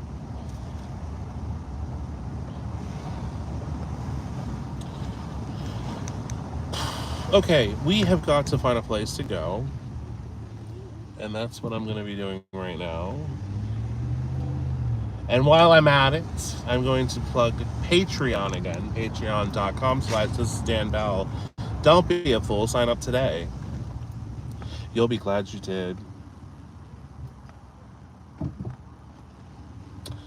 And the subscription comes with me mailing you anything, hair clippings, excrement, urine, whatever you prefer. People really seem to enjoy that. Fingernail clippings,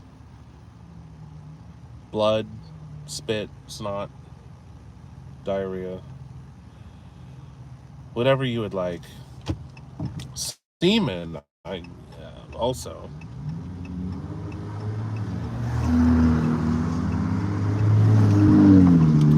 Semen. The semen tree, the pear tree, or whatever the hell it's called. Somebody said it was the cum pear tree. The juicy pear tree. Oh, Sea Pride Crabs is open right now. They have hot crabs. That would. It's fucking quarter to 11. What the? What the hell?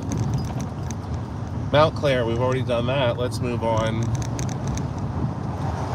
So yeah. So next week on Patreon, I'm just gonna every day just post new video. I don't know what I'm gonna, and I'm gonna film it that day. So I'm gonna be out and about filming and trying to figure out. Oh God, a little.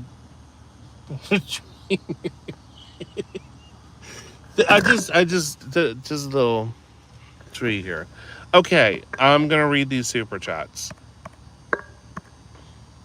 Bill Platt, hey Bill, what's up? It's been a while, Dan. Just saying hello. Nice to see you back, Bill. I haven't seen you in a long time. JG, how are you? Hi Dan, hope you're well. I liked the video you asked for, sweetie.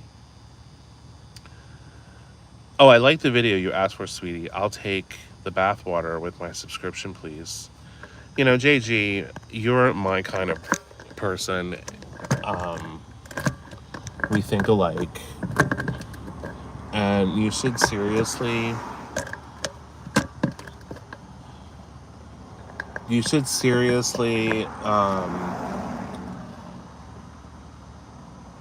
call me. Oh my God, please, what are you doing? Okay, you're pulling it over.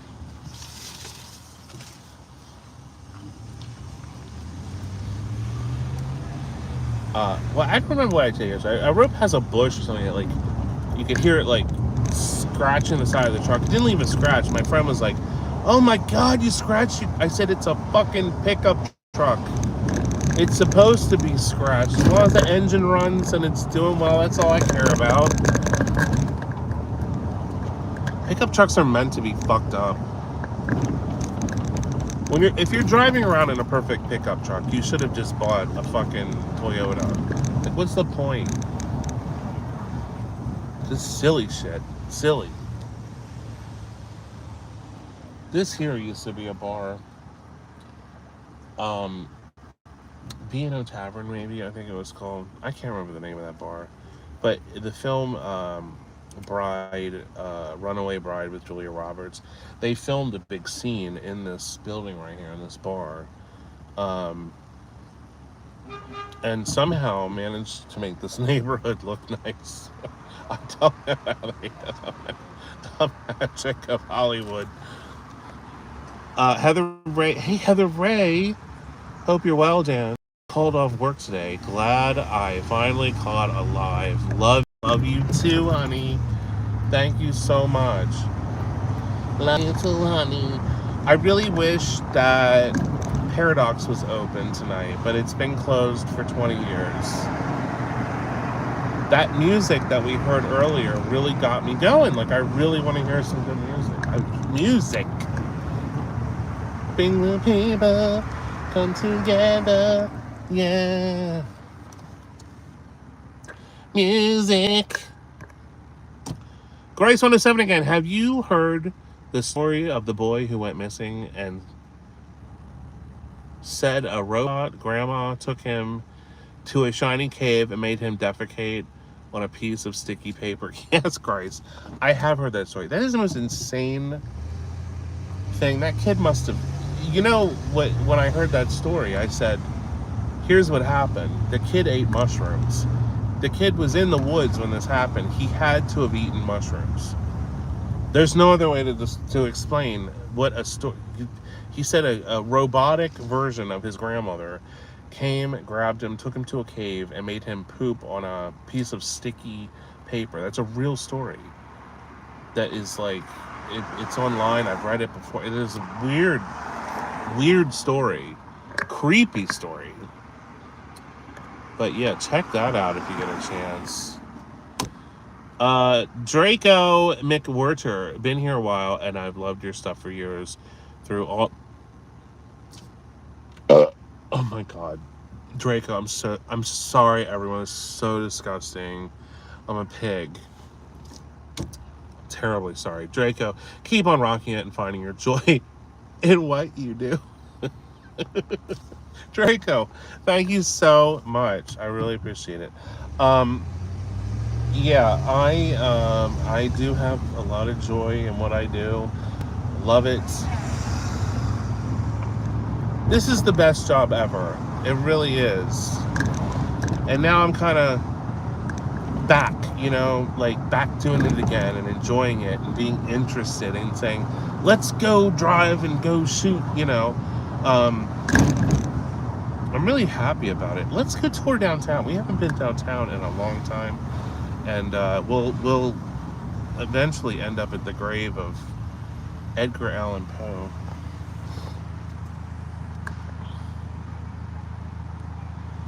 Let's see. Wolf. Hey, Wolf Wisdom. Please, the story about Goblin Guy that jumps on cars. Okay.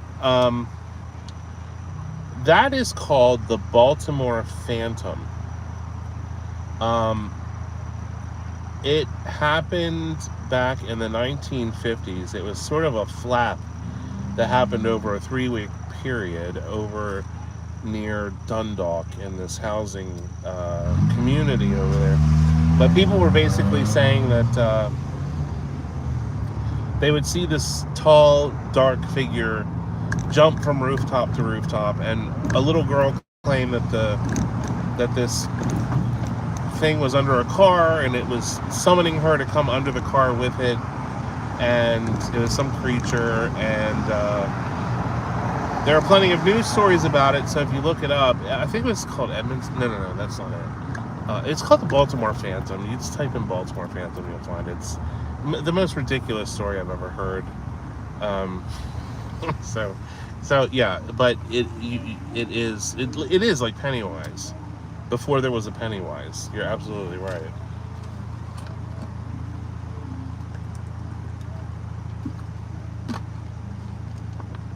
See, I don't want you guys to think that I'm anorexic.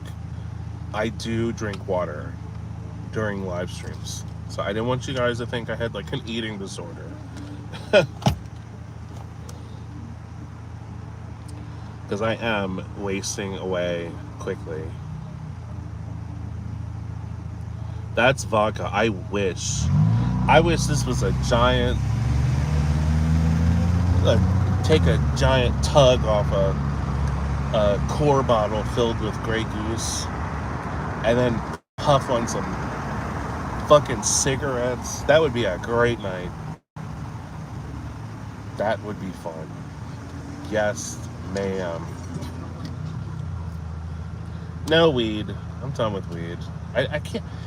I don't see. Here's the thing. I don't have any problems with weed. I really don't, and I think it's wonderful that we passed recreational weed in Maryland. So now people who want to smoke, they don't have to go to some weirdo or some weird place. They can walk right into a dispensary, buy weed, and enjoy it in the park, in their backyard, wherever they want. I think that is great. However, again, and I say this again, weed for me, I started smoking weed when I'm not even joking, I was probably 12. The first time I had weed. It was in 6th grade, so I had to be 12. And I did not stop smoking weed until I was 22.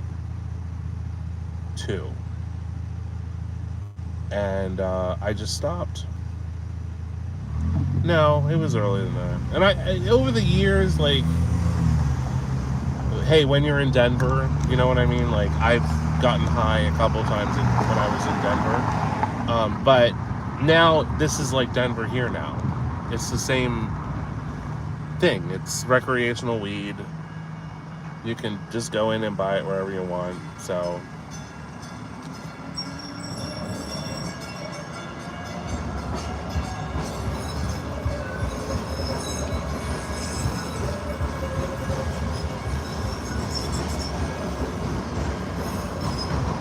that's the light rail dance. Do you guys ever hear the light rail bells? You can dance to the light rail. It's a light rail dance. Carrie D. Hey, Carrie. It's great to see you so happy. I'm looking forward to Patreon week. If anyone watching is thinking about joining, do it. Keep on rocking it, Dan. Thank you, Carrie D. I appreciate that, honey. You are the best. OnlyFans. You know, the thing is with OnlyFans is that there isn't a lens wide enough. Like, OnlyFans isn't in CinemaScope, okay? Sorry. And once you go into these crevices, the light's got to be off. I would only do porn if I could do it in 3D. That's the only way I would do 3D. If you watch my OnlyFans on an Apple VR, you would only see like the center of the screen. It would have to be, you would just see like skin with hair. There'd be nothing there.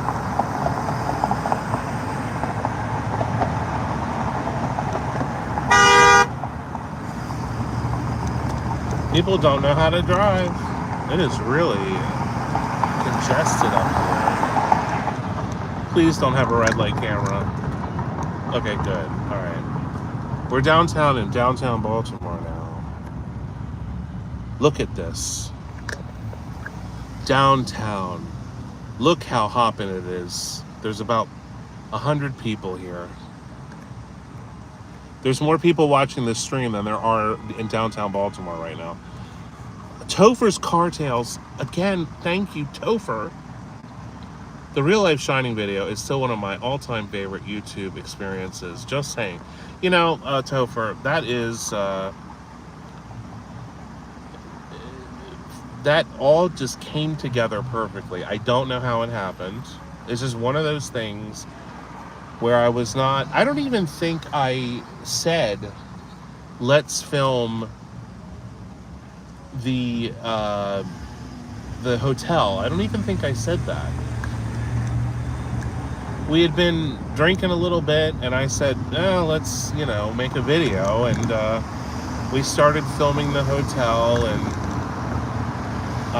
and we realized that we were the only people there. There were no other people in the hotel. We were the only people there. So that was quite an experience. And the coolest part was we're in that creepy room with that horrible portrait on the wall. And all of a sudden we hear tapping on the window, and that incredible storm that blew across the Ohio River hits us, and it just made such an incredible atmosphere. The atmosphere was brilliant. I love when stuff like that happens. So it just all came together. It was just one of those things where it just all came together. It's amazing. Spider. Hey, Spider Nolan. Thank you so much, Spider Nolan. I've seen you before, I believe.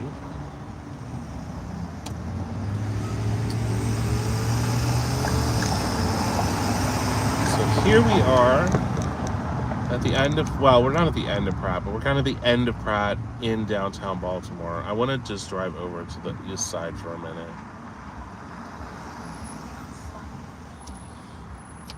Lifted said, this was in my recommended, You Must Be Loved. Just subbed. Lifted, I'm so sorry that you were brought here. My apologies in advance. And I wish nothing but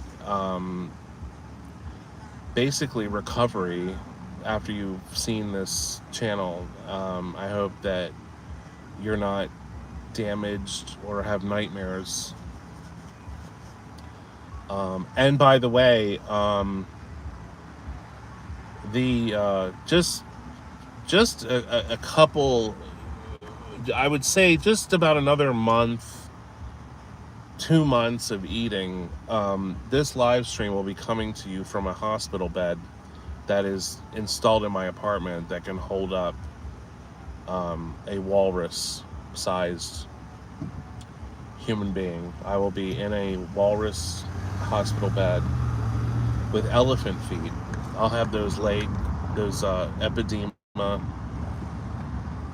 leg lumps, and my toenails will be 6 inches long and yellow.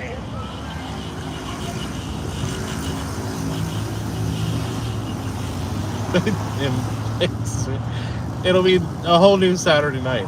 I don't want super chats. I want super cheese and super candy delivered right to my bed. Super burgers.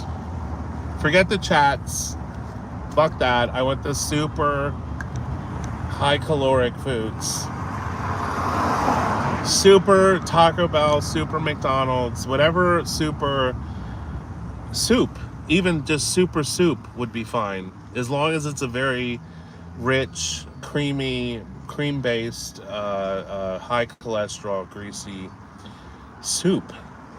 Yes, a soup or chat. I'll take the soup, please. Thank you. So just a couple months away from a whole new Dan Bell Saturday.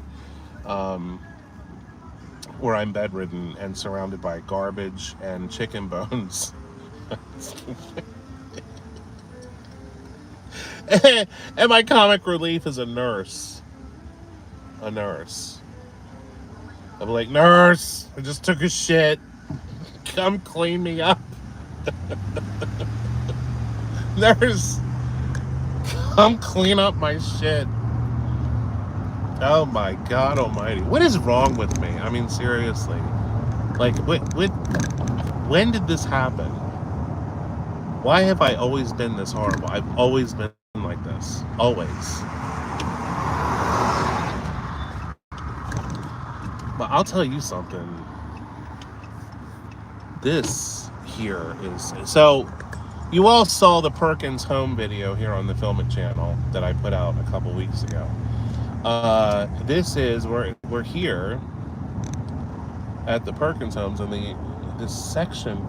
You know what? This is something else that we're about to see. I think.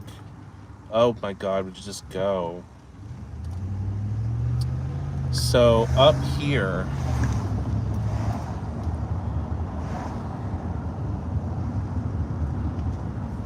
I'm gonna turn here. I think that they have. Maybe not. I can't tell.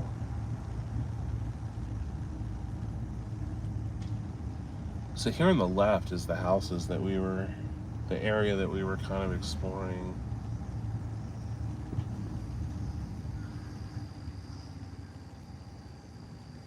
Holy shit, man. There is literally a window with lights on.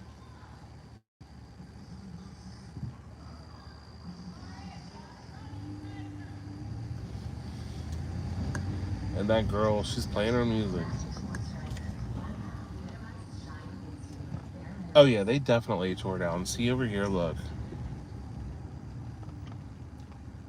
It's moving slowly but surely. That's crazy. That is crazy. It's gone. This is a pile of bricks. Pile of bricks.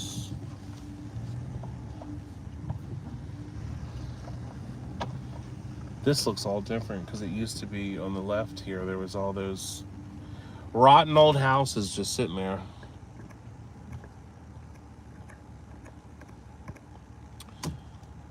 Dane Marshall. Hi, Dane. How are you? Dan. I'm sorry. Can it be a motorized bed so you can still drive around doing these streams? You know, that's not a bad idea, Dane.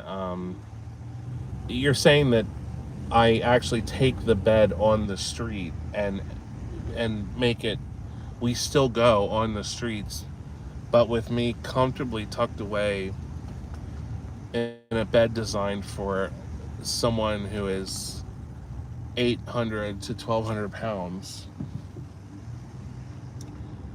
That would be wonderful. Really, really would. Very excited.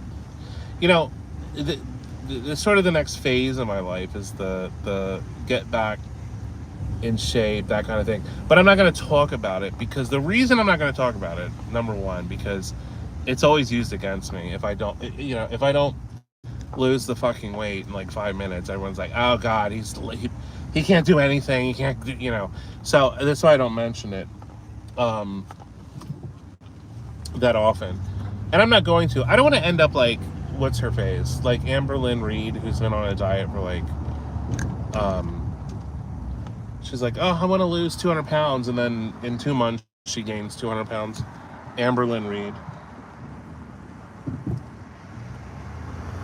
So that's why I'm not going to talk about it. She's like, I ordered a veggie sandwich, but they gave me turkey with bacon. I asked for an apple, but they gave me chips. That's what I'm going to do. I'm like, I ordered a salad, but they gave me a Big Mac. Anyway, love her. She's a big fat mess. Love her. Right now we're on Broadway, and you can see that there are a lot of people out tonight cruising the avenue, cruising Broadway, trying to find fun in Fells Point. And they're going to play goddamn music, and I'm going to get copyrighted. Now, this music's a little... I'm going to roll the window up, because I really don't want to...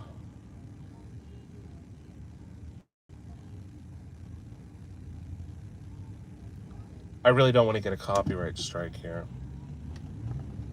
I hate rolling my window up when there's like people, because then they look and they're like, oh, look at that, terrified suburbanite.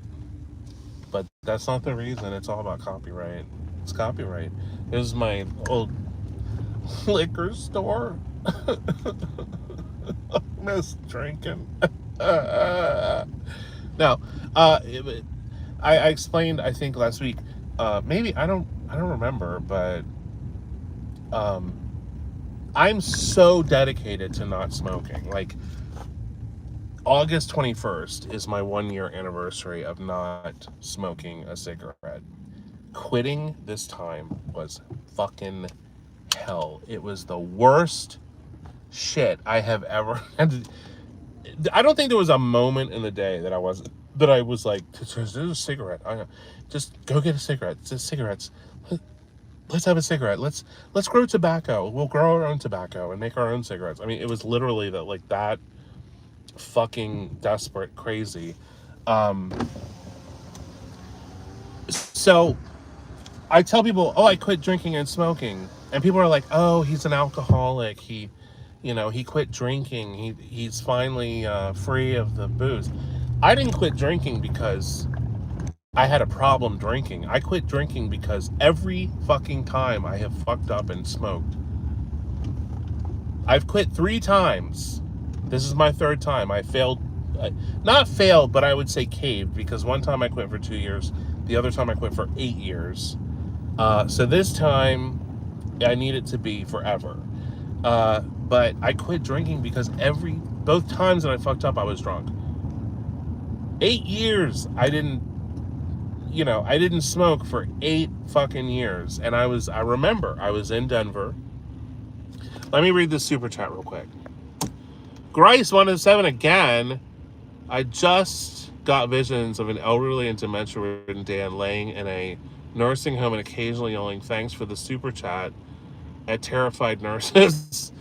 That may be what happens one day. I hope there's someone there to TikTok my dementia, because that's now a big thing on TikTok. If you film your loved one who has dementia and you put it up for views. Anyway, back to my story.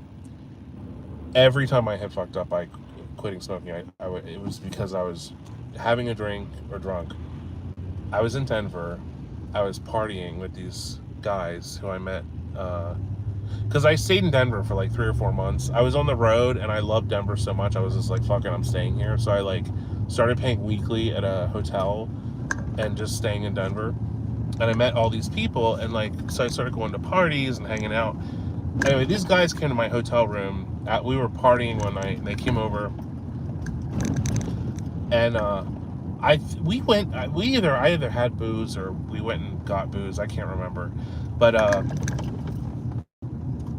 we're drinking, and the one guy, I can picture his face. I can't remember his name. Real sweet guy. He went out on there was it was like a little balcony that the room had, and he lit up a cigarette, and it was snowing like crazy. It was like blowing snow. It was insane. And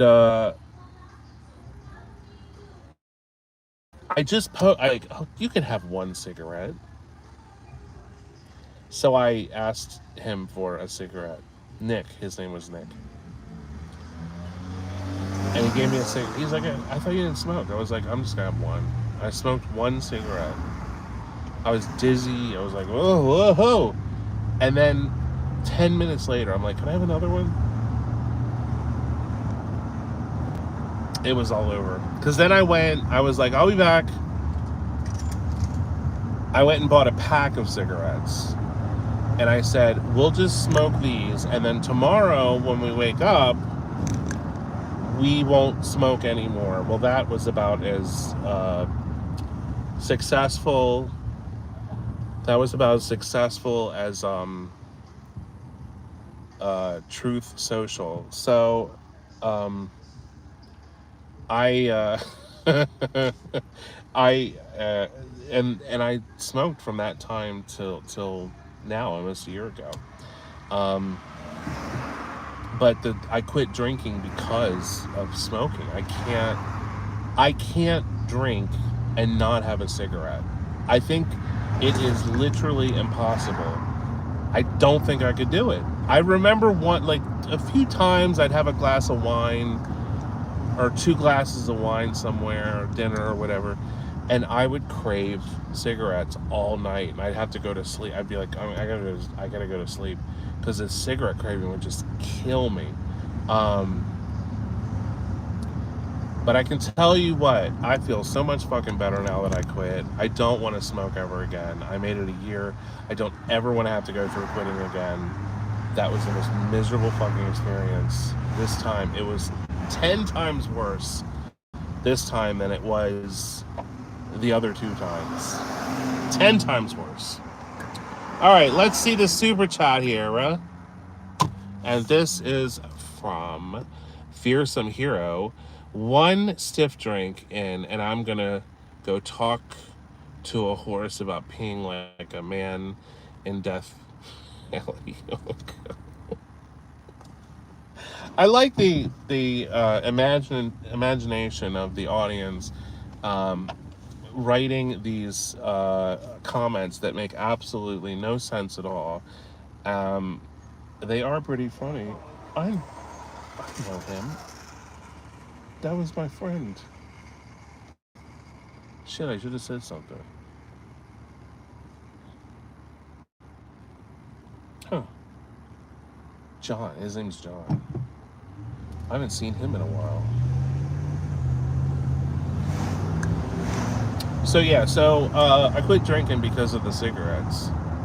Quitting drinking was like nothing. I mean, it didn't even factor into the quitting smoking. The smoking was the worst fucking thing to quit. And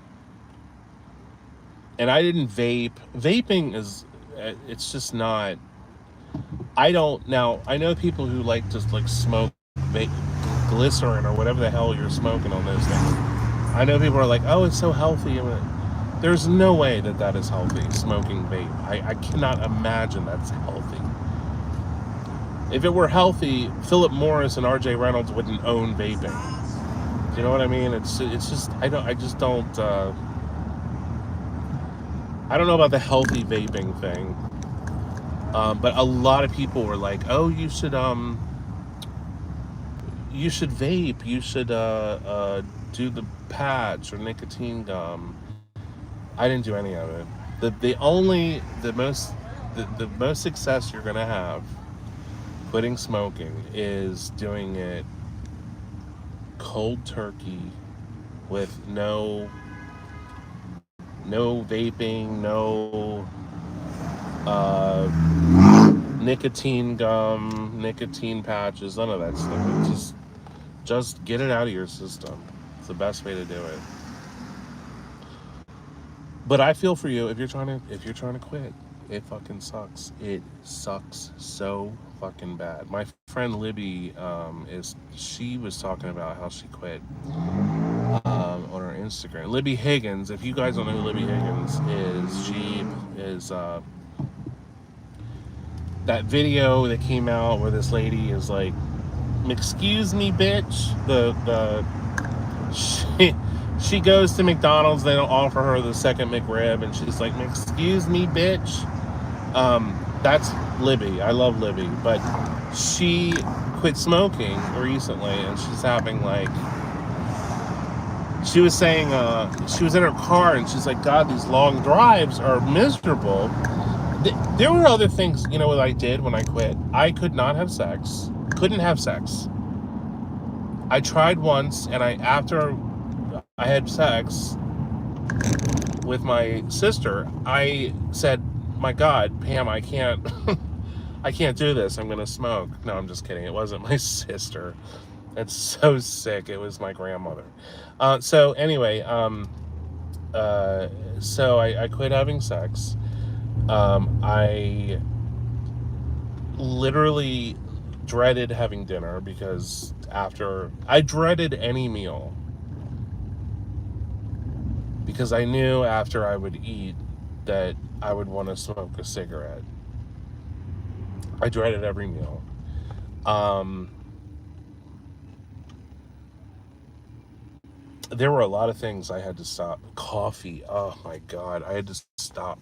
I'm back on coffee. Like I can drink coffee now and be okay. Um, but having coffee, I could not do it. There is nothing in the world that is better than a fucking cigarette and a cup of fucking coffee. There is nothing, the coming together of those two things is like, there is nothing better. I don't care what anyone says. Oh, smoking stinks, blah blah blah. A fucking cigarette with a cup of black coffee. There is nothing better. Nothing. Nothing.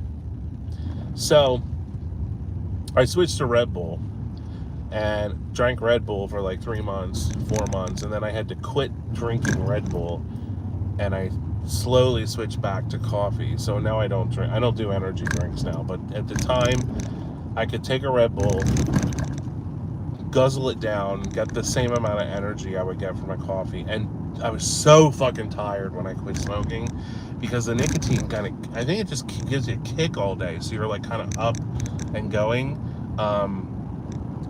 But quitting this time, I mean, I was like, I felt like someone who like does coke all the time and then they suddenly quit and they're like dead to the world. Like that's how I felt. It was, oh my God, it was horrible. Horrible. But good luck to all of you who want to quit. Maybe my quitting will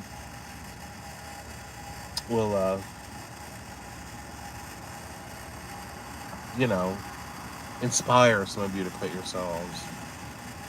I just I would never want to do it again.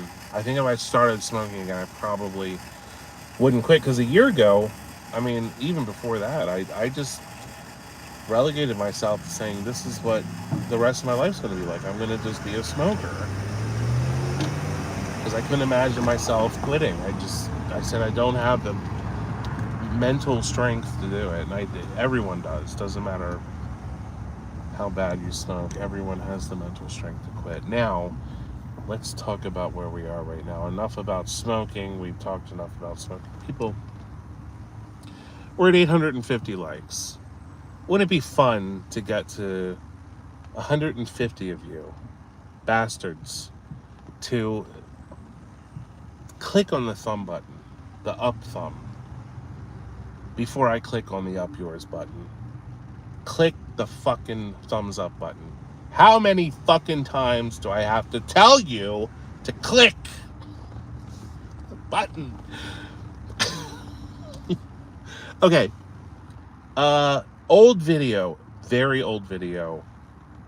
This is Dan Bell channel, very old. The Pemco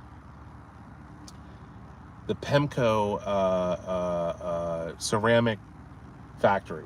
Okay, it was a video where there were like this big warehouse with these little pools that were like green, and all these like white balls all over the floor. And there was cadmium red powder all over the place, which is really, I think, cancerous, actually, very bad. But yeah, that factory, which was a site that needed major abatement, because what this, I'll get more into this. Let me read this first. Hold on, people, because I can't concentrate. I don't want to miss anything. Hey, Grish is here. Today would have been Ray Rivera's 50th birthday. There's a documentary about Ray coming out very soon. Interesting. If they're making just a doc on him, that would be cool, but I haven't seen anyone filming at my building where he perished, so I don't know. Anyway, Pemco was a company. They were here. They were famous for making the tiles, the orange tiles for Howard Johnson restaurants and motels, inns, I should say. And they were using something, I don't know, they were burying lead back in this area back here for decades. And so when they left, the city said, hey, they weren't up to code on a bunch of things.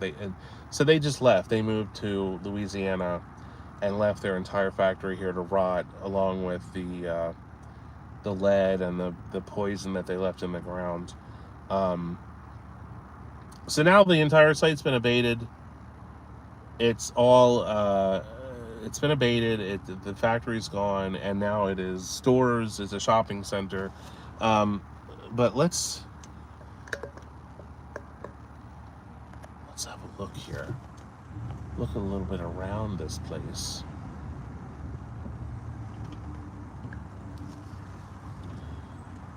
Let's see what's back here. This back here is actually where the this parking lot is actually where they buried all that lead.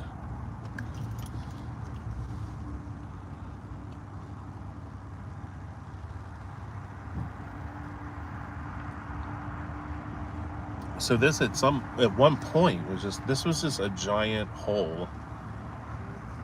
They were just taking truckload after truckload of shit out of here to go bury it in a secure location.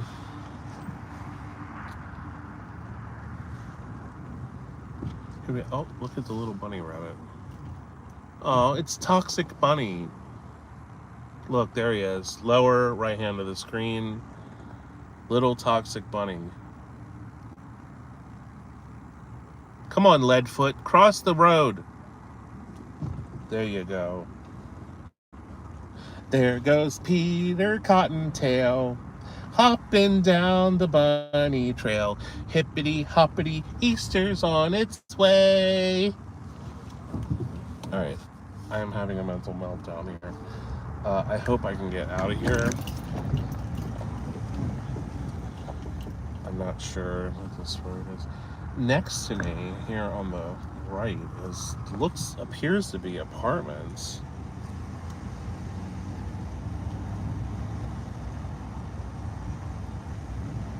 Yeah, I don't think they're done yet, but they're definitely looking like they're going to be apartments.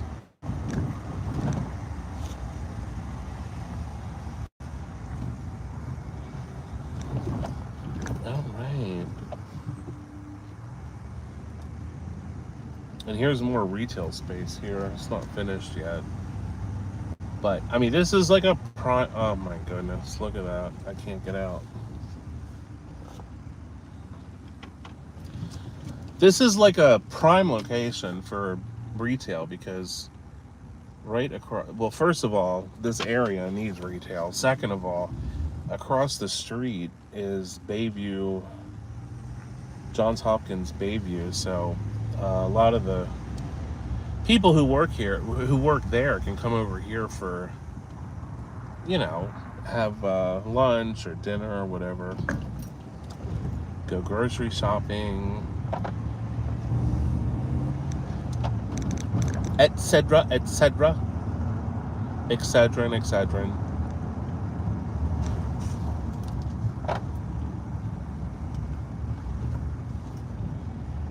All right.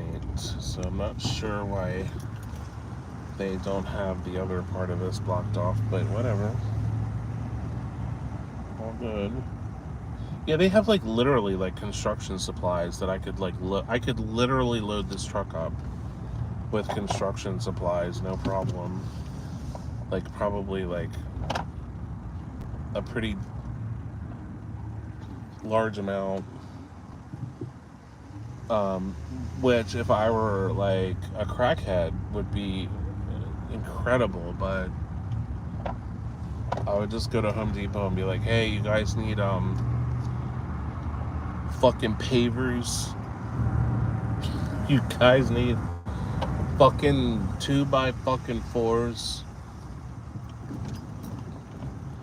I'm just trying to get some money for my kids. That's what they all say. I'm just trying to get some money for my kids. But this is a pretty nice shopping center. So far, it's kind of quiet. There's a Streets Market right here, which I've not been to a Streets Market, so I'm not quite sure. I'm not quite sure what kind of market that is. This is an Alexander Calder stable. I'm just kidding. I don't know what the hell. I guess it's supposed to be some kind of sculpture or something.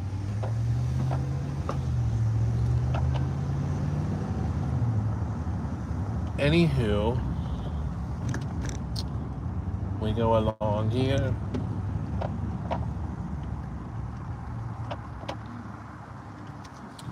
We have a red light. It's still red on this side, so I'm going to turn.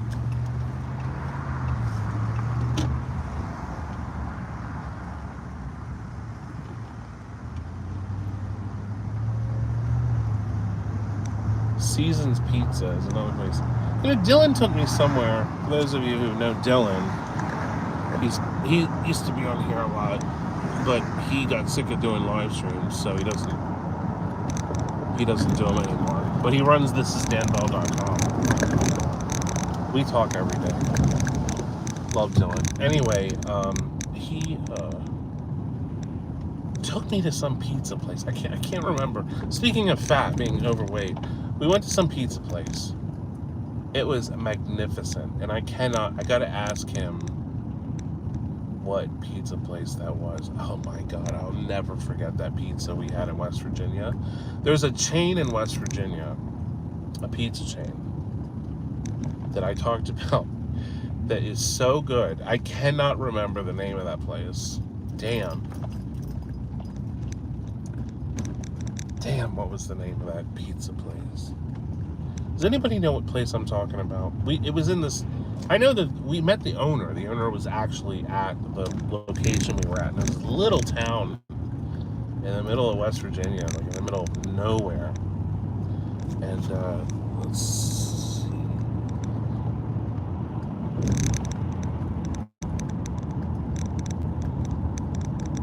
Gino's, maybe that's it. That seems right. Gino's. I really don't remember. But anyway, I think it was Gino's. I think it was. The pizza there was so fucking good. I have not had pizza that good in New York. That's how good that pizza was. And I love pizza, but man, this pizza was just, I don't know what it was about that pizza.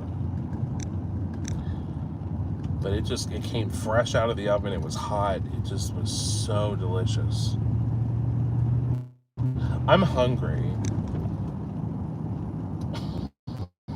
If you couldn't tell, I'm starving. I would dig up a grave and eat someone's remains. I'm so hungry. No, I'm gonna wait though. We still have an hour and a half. So I'm gonna wait. I don't want to eat right now. I don't want the embarrassment of showing you all what I feast on. The amount of food. It's like a 3-gallon. If you had a 3-gallon container, that's where I'm at. 2 Tyrannosaurus Rex feet size meal.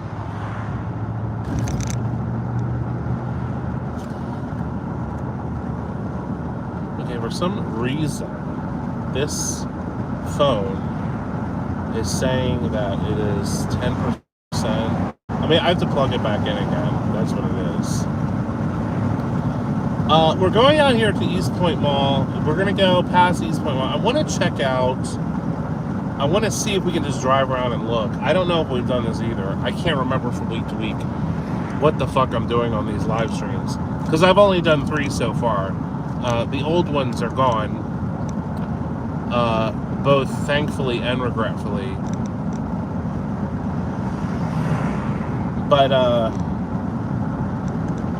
Kings Point Square Mall, which was sort of my comeback,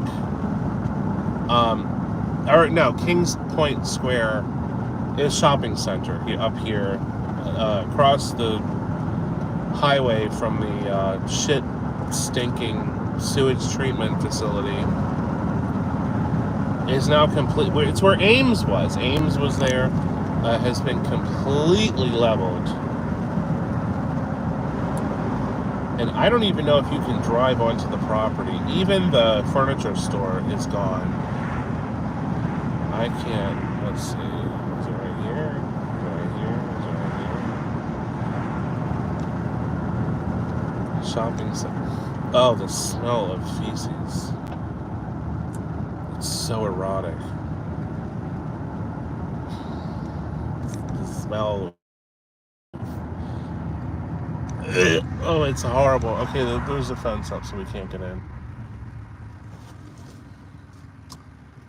Everything's gone, including my will to eat after the smell of this shit. It is so disgusting. CXW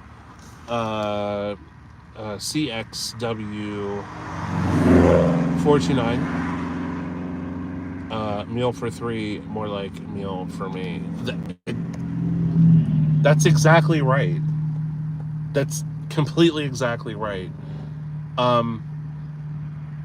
Guys, we need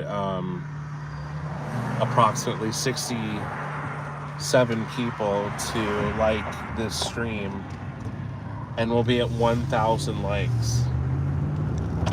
Wouldn't that be a blast if some of you went and liked the stream? That would be magic for all of us. We can get it to 1,000. Even before the midnight hour, which is incredible. An incredible feat to get it there. Thumbs up. Because I know there's some of you putting a thumbs down. The continued rage watching and wishing me the worst. All do a thumbs down. And it just rips me apart every time. Especially the algorithm. When new people show up and subscribe by the dozens and the hundreds per week. Thank you. Thank you very much. So we couldn't go in, but the smell, oh my god, it's still in the car. The smell of Dundalk fecal matter.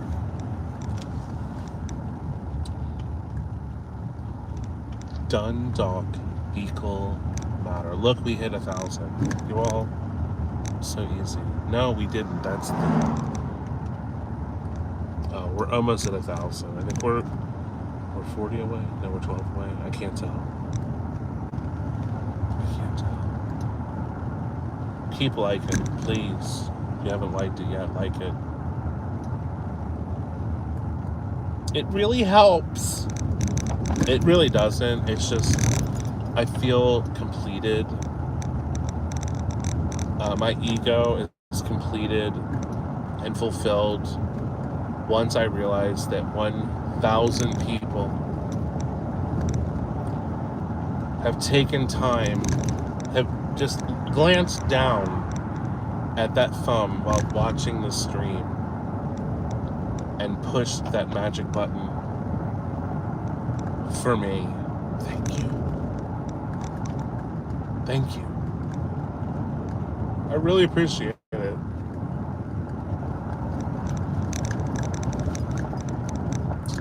That is the biggest pothole. If I had hit that, good Lord.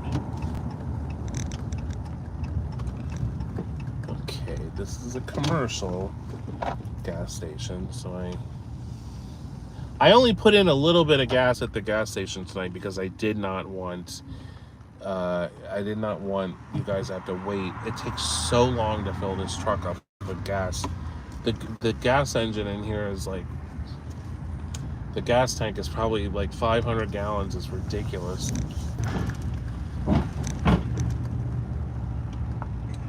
We made it to 1,000. Thank you all very much. I appreciate it. I love you guys. It's great. Thank you. Thank you. Thank you. Okay. Sweet Beef Jesus is back. Please like the video, guys. Otherwise, Dan will go crash into my mom with his car. You know, Sweet Jesus. Sweet Beef Jesus. The thing is, and it's so fucked up, but they would actually not like it just so I would do that. That's the sad part. There would be enough people who wish me ill will. No, I'm just kidding. I love everyone who watches, even the people who are rage watching and becoming more and more unhinged as each minute goes by. I do appreciate you because, and the reason I appreciate you is every time you see an ad, I get paid. And every time you bitch and complain, I get more subscribers. So, thank you. Thank you. Bunch of fucking clowns.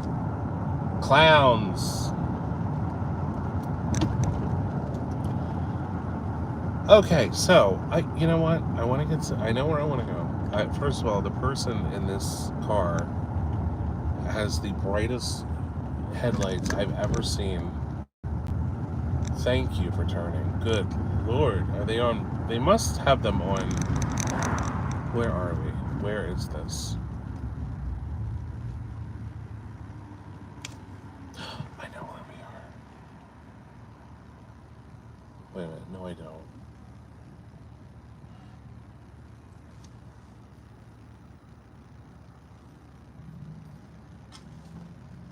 Oh, I know where we are. Okay.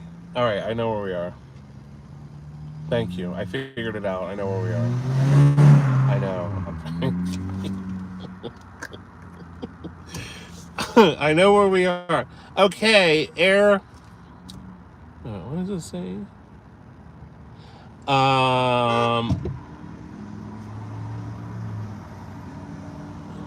Damn. Arbahay Fleck. What can we expect to see next from you, Dan? Any plans for new content? Arbahay Fleck. So on the 23rd, there will be, first of all,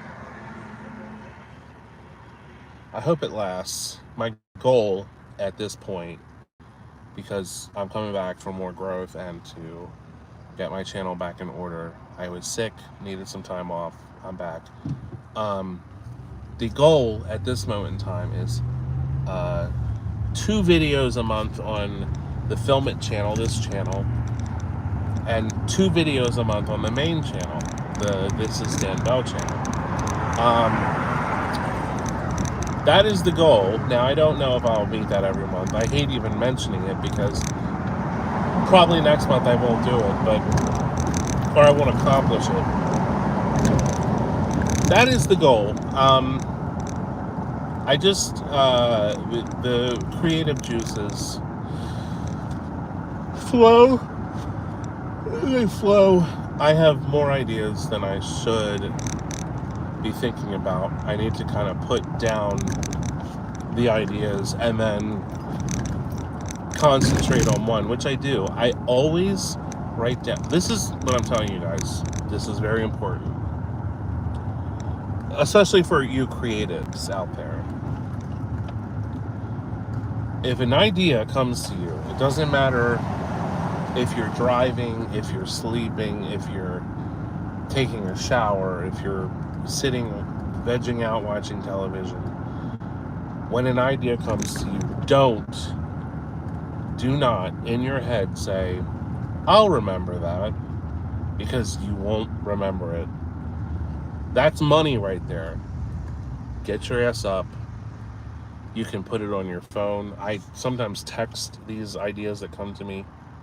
I will text them to myself. At home, I have a pad, so I really, I'll use the pad to write down stuff. Next to my bed, if I come up with something, like I have a dream, like the dream I had last night. It was a great, scary, fucking creepy dream. And I wrote it down. I wrote down everything about it. And it doesn't, it's not a movie or a video. It's just little ideas. That's what it is. Like little ideas. So eventually my ass is making a movie. That's the next thing. Why is this light not changing? Next thing is making a movie. That's my next big thing. I want to make a feature. And it's my time to make a feature. I need to do it. It's a lot of work. It's a lot, but I need to stabilize all this first before I even think about a movie. Now I have an idea. I wrote this very kind of dark, creepy movie. I have investors in place that are going to finance it, because obviously I can't finance it. Movies are expensive. So I have like real financiers that are putting up money to do it. But I'm not ready to do it yet. I need at least 2 more years before I can even begin to go into the planning stages of it. Because the problem is, and a lot of people said to me, you should really make a movie. You should make a movie. I agree. The problem is that I need to stabilize my work here, because the movie's gonna. There's that restaurant. The movie's gonna take up time, and I won't be able to dedicate like myself fully to this while I'm doing a movie. But that's something that we're gonna figure out, because I have to keep both going. So it's gonna be a couple years. It's a couple years away, truly a couple years away. But regardless, I'm very excited about it. I can't wait to. I know what it's about. I know what it's called. It will scare the it's gonna be really creepy. And I really don't think anything like this movie has been done before. It's really gonna be good. I am so looking forward to doing this. Like, I can't wait.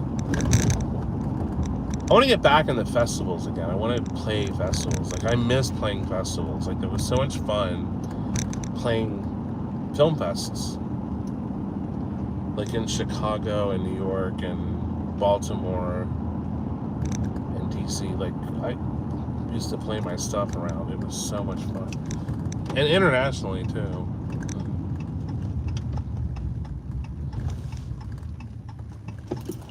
You can't see anything. The curves. Good Lord. All right, I'm gonna read this super chat now. We are in the parking lot of this place. I want to show you guys. Dane again. Hey Dane, Dan Bell.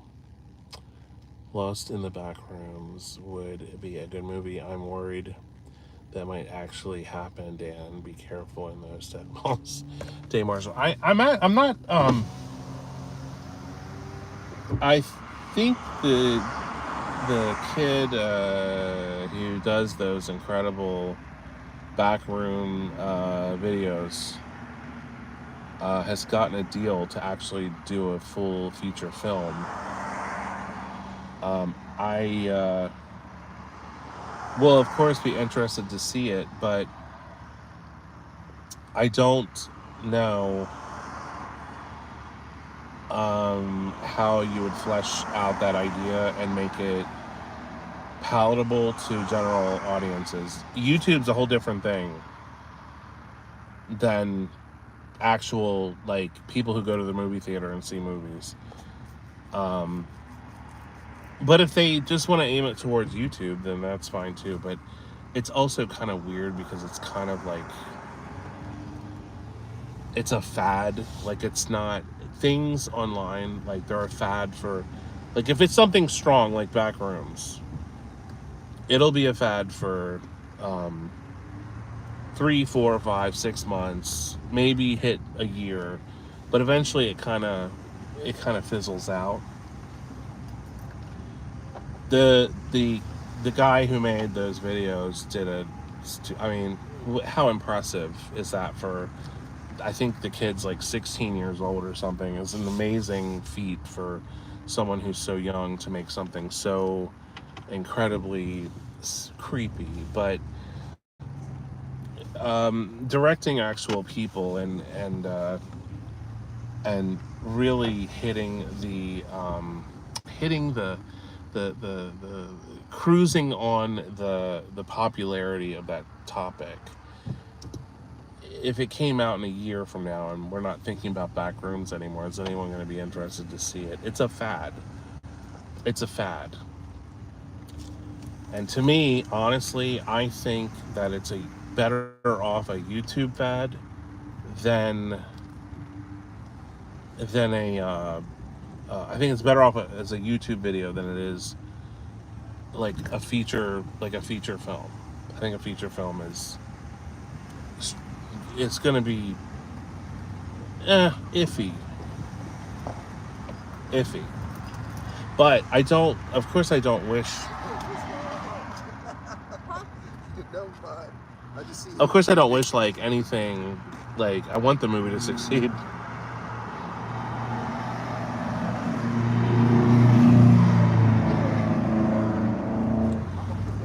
I want the film to succeed. I'll be very interested to see how he does, what he puts together. But I don't know who signed it. I don't know. I'm just trying to think of examples of like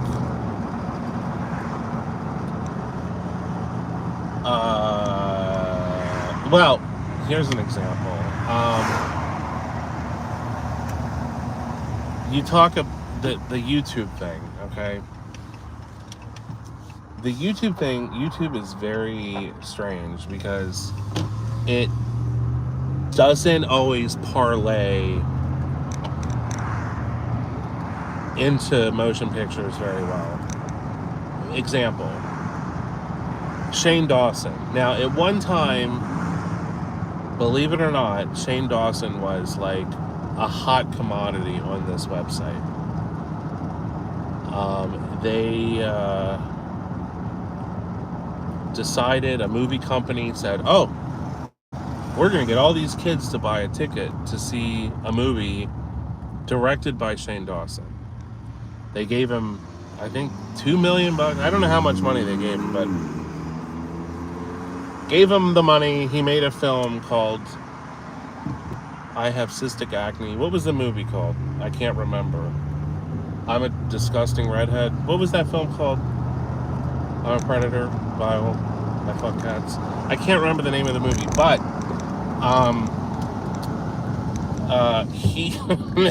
it was a complete and utter disaster, and the people who financed it were fools, and they took a gamble, and it did not work out. So that's why I'm saying YouTube is a difficult place to. The people on YouTube, they don't parlay to much. Like, they give. I know at some point in the past they've given like YouTube personalities like a TV show, and it never works because they are interesting on YouTube to people on YouTube than they are as a prepackaged corporate television motion picture company product. So that's what I'm saying. But I absolutely love the idea of a Backrooms movie. I think it would be fantastic. I just hope that I just can't imagine the general public understanding Backrooms, like what it means, or like what it is. What it is like a kind of a horror fantasy. I can't imagine a general public like watching that and understanding it. That's the only thing that I'm thinking about. I always think about this stuff because when I make a movie, I don't want it to be unsuccessful. I want it to make a lot of money. So I'm always thinking of every single thing that could possibly go wrong. One of them is I'm on YouTube. You know what I mean? I mean, it could be the death knell for any kind of film projects. Maybe I'm just destined to be here and not be on, movie screens. By the way, I've made 2 features in the past. All of them have played in theaters. Both of them. And they are on Patreon. You can watch them on Patreon under the Films tab. You click on Films, Go Go Motel 950. You can watch both of them. And I believe, you know what? I think they're dollar movies, I think. I'm not sure. I mean, they're so pathetic. I have people bartering, like, I'll give you $0.25 to watch a movie. It's like, okay, that's fine. Thank you. Thank you so much. Appreciate that. Oh my God, those red light cameras.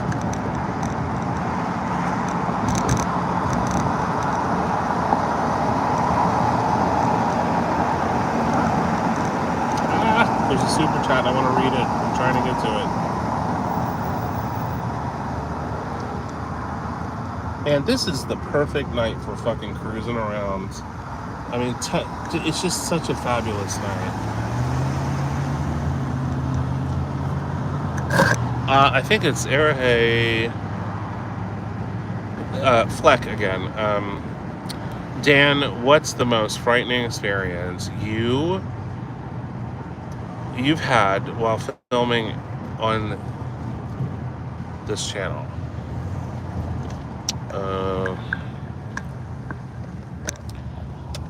This is a question I get asked a lot, and thank you for your super chat. This is a question I really do get asked this question a lot. If it was on the Film It channel,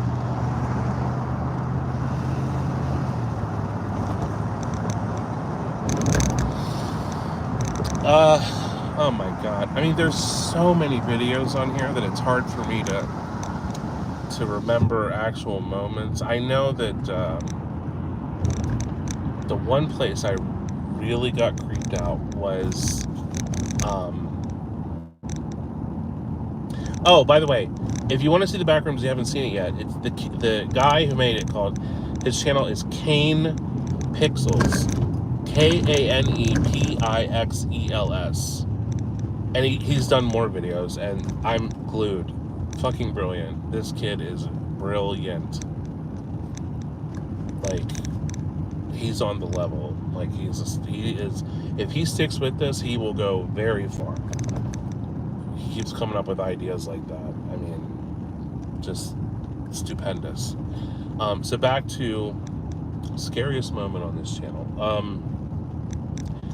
One moment that I was really creeped out was, I believe we were in Virginia.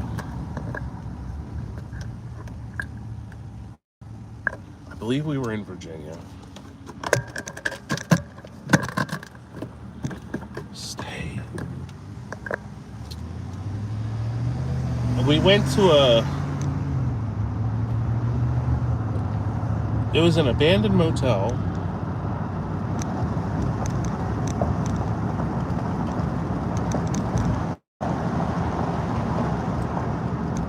And it sounded like there were people or animals. There were definitely dogs inside, but it sounded like there were people inside too, and it was dark in there, and I had about the worst feeling that I could possibly have inside that place. That's one scary moment. Let me think here. This is like, this question comes up, and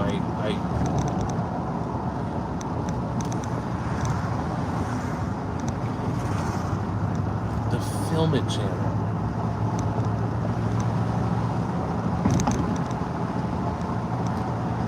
Honestly, I'm trying to think of, like, oh, there's a bluebird on my shoulder. Let's see. I don't know, guys. I just can't think of something off the top of my head. The Children's Hospital, but that's on the other channel. I'm talking about the Film It channel.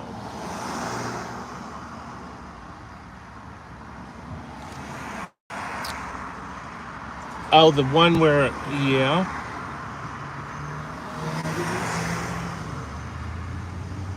Howling Wind Inside the Factory, that was a good one.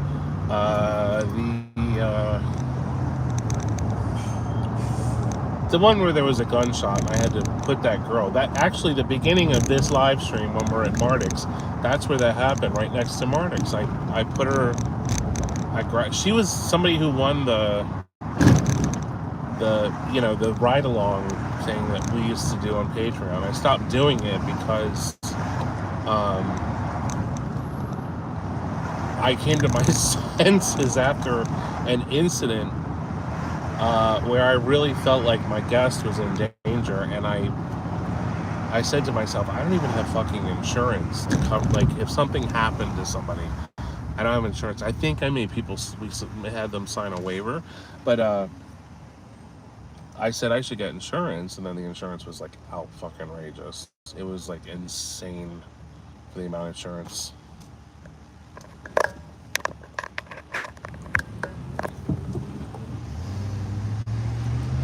I hope that worked. Let me see if this worked. Hold on. Because I need to know, because this thing will all of a sudden just cut out.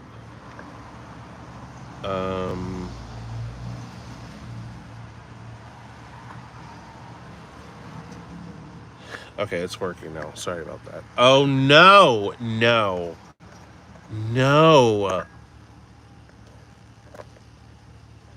Oh, please, dear God, please don't do this to me now. Come on, you fucking motherfucker.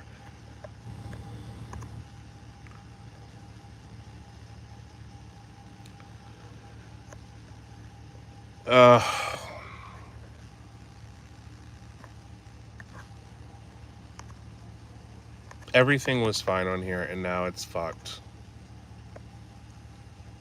I'm so sorry, you guys, but Augusto.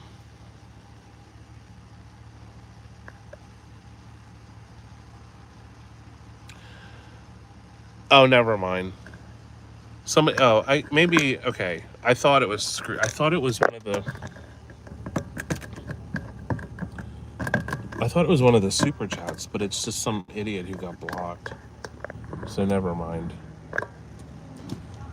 Because what happened was the super chats this week were coming through, and they were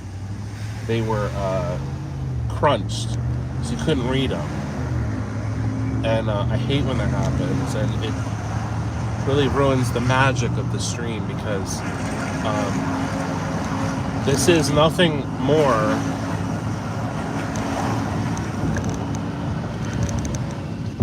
this live stream is nothing more than a tawdry, cheap um, money grab. So I want you all to know that if I wasn't making money here, I wouldn't waste a second of my time sitting here driving around aimlessly talking to a bunch of fucking strangers.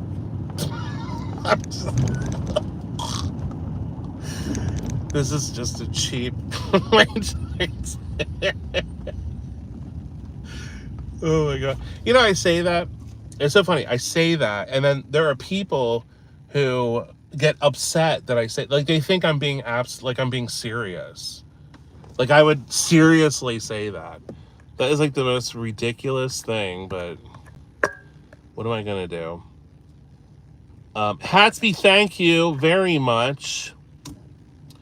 TCB Garage, that place with the dogs and Will and the abandoned hotel in Pine Bluff.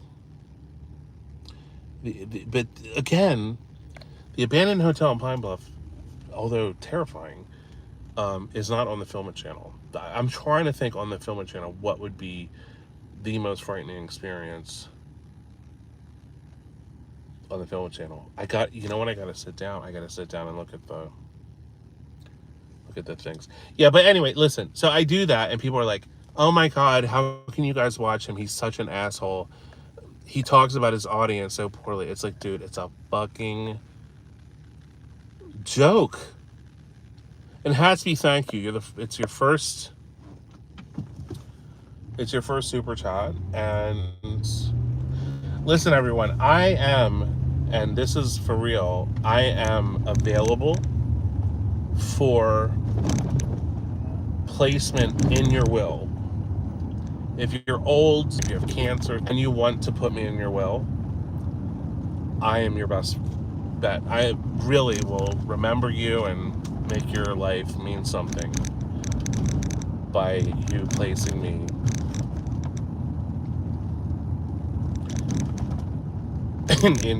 in your will. I'll take your house, your cars, your bank account, anything you have, I'll take it. I'll take it. A clean pressed brand new shirt, I'll take it. I'm there. Take it. But yeah, that's how people, some people see this. They see it as a tawdry, cheap money grab. And I'm not going to sit here and lie and say, well, the money, I don't care about the money's nice. I'm not going to lie. I mean, what the fuck? It's nice to make money on this. But I wouldn't do this if I weren't having fun. And I stopped doing this because I wasn't having fun. And I stopped for a while, for a few months, because I wasn't having fun. So it really has nothing to do with the money. It more has to do with the fact that I am enjoying myself driving around, talking to all of you, listening to your ideas, suggestions, compliments, whatever. And there's people who really, really, really enjoy this live stream every week. Not every week. I changed the rules because they're just like last week. I shouldn't have done a live stream. I should have said, don't do it. Bad time, bad night. Don't put yourself out there in this. I was tired. It just was a bad night. So I shouldn't have done it. But tonight I've had a blast. This has been so much fun. Hanging out with all of you tonight. It's really been fun.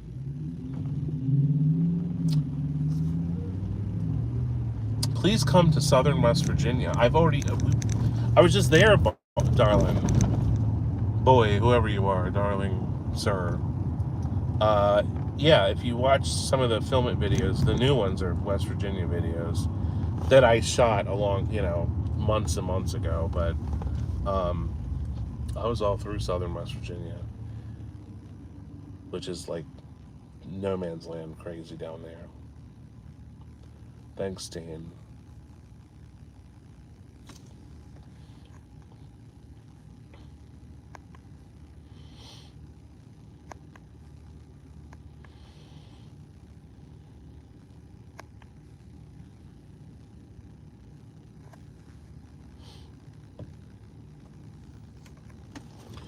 Oh, here's a smushed super chat, but it's not smushed up here.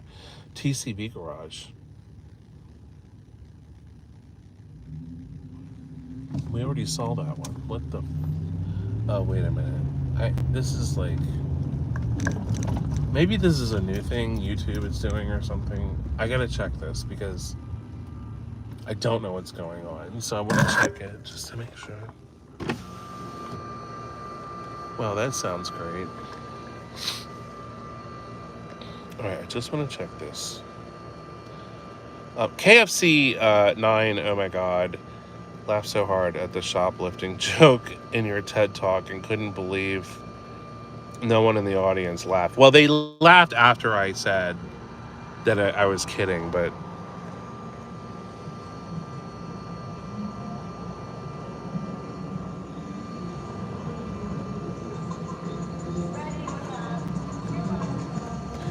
yeah, it's so weird, guys. What is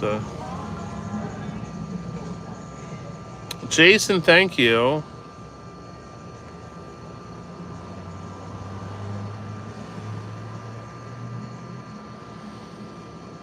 Yes, Scott, I knew that, but tonight we've been pretty lucky because we haven't had too many things. But what is going on is that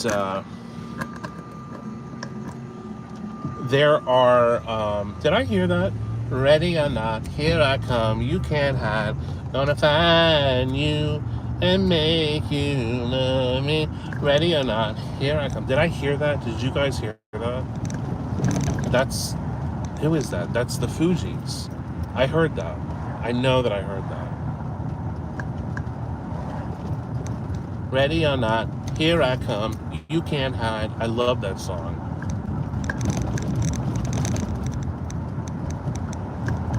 Yes, everyone said yes. Now we're probably going to be marked for copyright. Oh, we have another super chat. That means I have to pull over. We're at Calvert Street now. Looks like they're renovating the church. Finally, it's falling apart.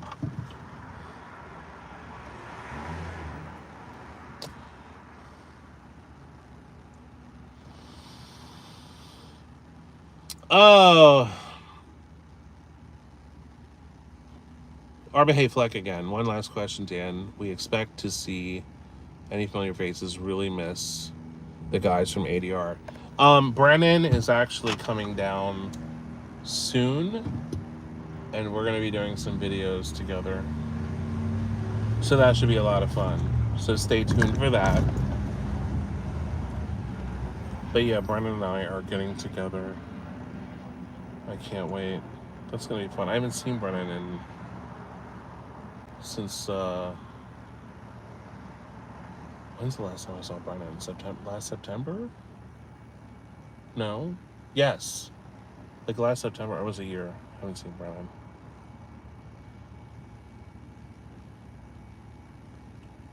Love Brennan. Brennan is like my little brother. And we have seen it all. Trust and believe. We have seen it all.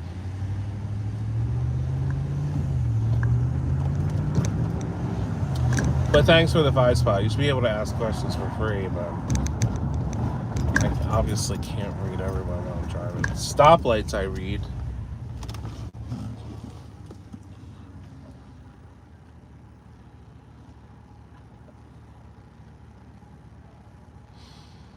I do deadpan humor. Oh, absolutely.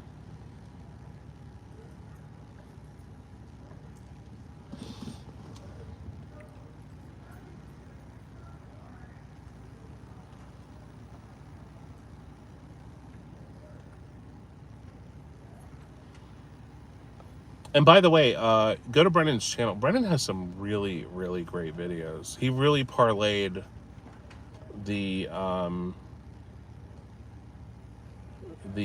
Dirty Room show into a successful YouTube channel. He's really good.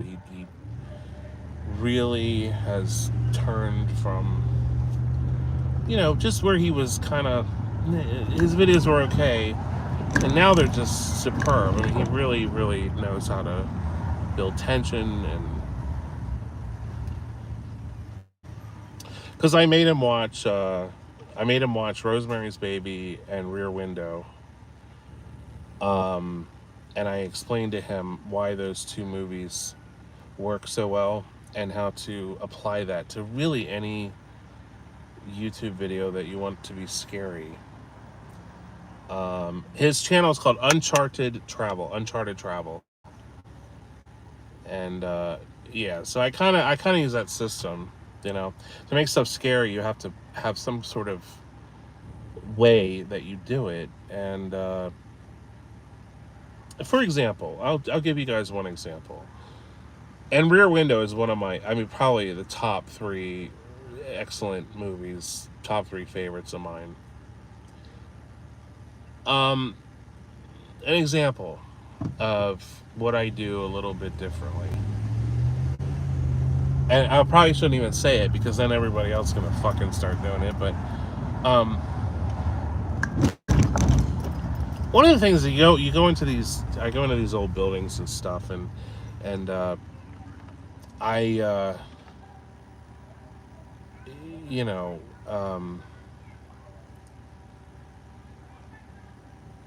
I hear something. There's always something. It could be an animal, making a noise, or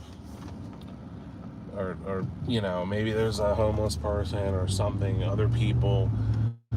The one thing I do, and what I find that other people don't do, is I don't run away.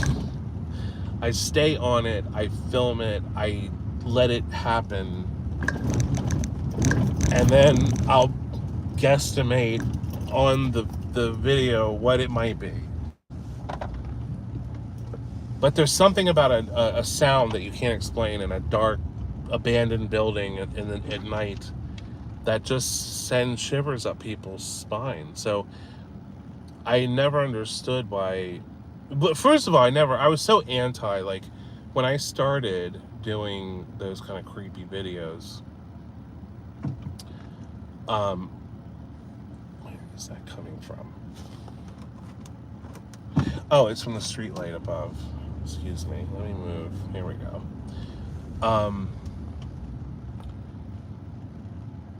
One of the things that when I started doing scary videos, and I kind of detested,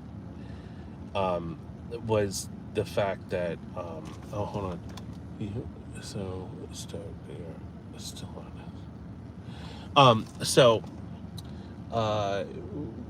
one of the things that when I started, I would see, like, it would be like 8 guys with designer shoes on and skin tight jeans, so you'd only see their little tiny skinny fucking legs. And all my friends on YouTube are guilty of this. Proper people, I maybe not proper people. I knew Josh, Exploring with Josh, of course. I mean, they've all grown up. This has been years, but back then it was all like, you go with 7 people. There was one video, and I cannot remember if it was Josh or proper people. I don't remember who it was. They are going up inside of this damn creepy building. I mean, it is so creepy. And they're going up. It's like a mid-rise. They're going up and up and up the steps. And they get up to near the top, and they hear someone let out this horrible scream. And these guys bolted out of there faster than you could fucking believe. I mean, they just ran, and they got out front, and I'm like, well, that was anticlimactic. Like, why would you run? I would stay. I would be like, where the hell's that screaming coming from? And that was sort of like the thing. And so when I started doing it, I'm like, I'm going by myself, and I'm not going to run when there's noise, and I'm going to go at night. It's probably not the best idea. Luckily, I made it through. I didn't get killed or anything all this time. But I said those 3 things. I said, I'm going to go at night. I'm going to not run if I hear weird noises. I'm going to film them. And I'm going to just go to these creepy places. So that's what I did. I can't remember what the first one I did. Hey, Bill Platt, thank you again. Don't forget the legendary Steve Duncan. I don't know who that is. Sorry, Bill. I'm not quite sure who Steve Duncan is. I don't remember the first night video I did. I can't. Maybe it was the Meat Factory, maybe before that. I can't remember. But I remember all these comments, negative comments, from people saying, "Oh, why the hell would you go at night? I want to see the place you're exploring. You're only going at night because you want to get views." It's like, duh. Like, what the fuck do you think I'm doing this for? Of course I'm trying to get views. So there was a lot of criticism. And then, I'm not even joking, but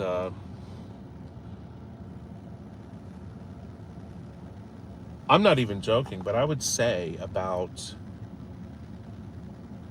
a month later, everybody started going to these places at night. And I don't know. I know of maybe one video in Urbex, but it was more like a ghost hunt kind of thing of people going urbexing at night. I certainly wasn't. I wasn't inspired by that video. The video I thought was pretty bad, but I just said this is gonna be like really involved. Like, people are going to become invested in this from the beginning if it's in the dark. And it worked. It did. Everybody was into it. Of course, filming those things, I look back and I'm like, how the fuck did I, get through the fucking Meat Factory and the fucking Uplands and Children's Factory? I mean, Children's Asylum. These are places like, I'm like, how the fuck did I do it without freaking out and running out of the place? There were so many times where I was just like, oh my God, I'm like, just calm down, but it wasn't really bravery. It was just like, I was so excited because I knew what I was filming was so good. I said, this is good stuff. Like, people are really going to freak out over this. And I was right. They did. They totally did. So I had so much fun doing just that feeling. And everything in town I hadn't urbexed, and everything in town was new. It was all new. It was just, there were so many places to go and make videos, and it was just a really exciting time. The channel was taking off, and the Dead Mall series was taking off, and I just needed supplemental videos between the Dead Mall videos, because I think I got to a point where I shot everything around here, and then I said I have to travel.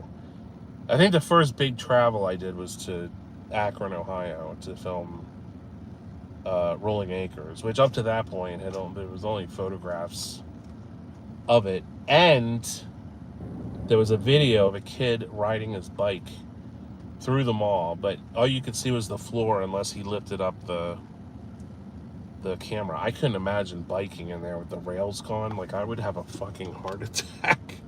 I really would. Oh shit, I missed that super chat. Oh, here we go.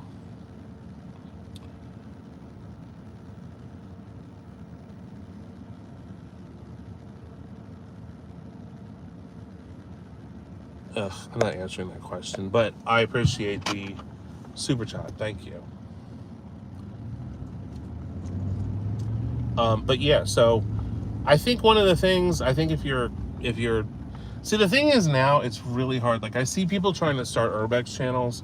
It's really hard to get people to watch Urbex anymore because it's so saturated. I think when we started, one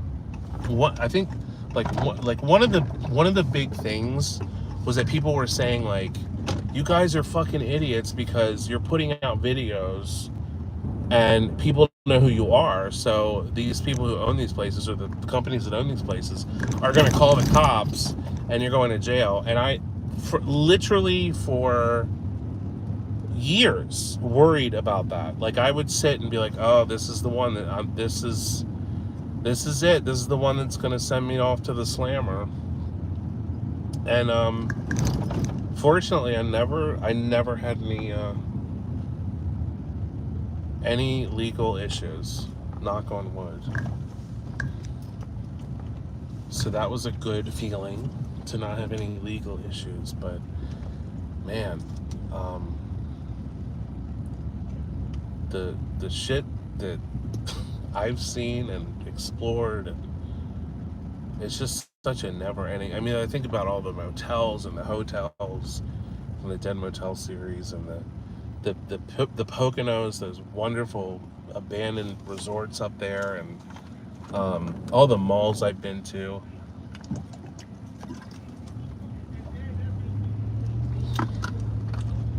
And doing, just like documentary stuff too.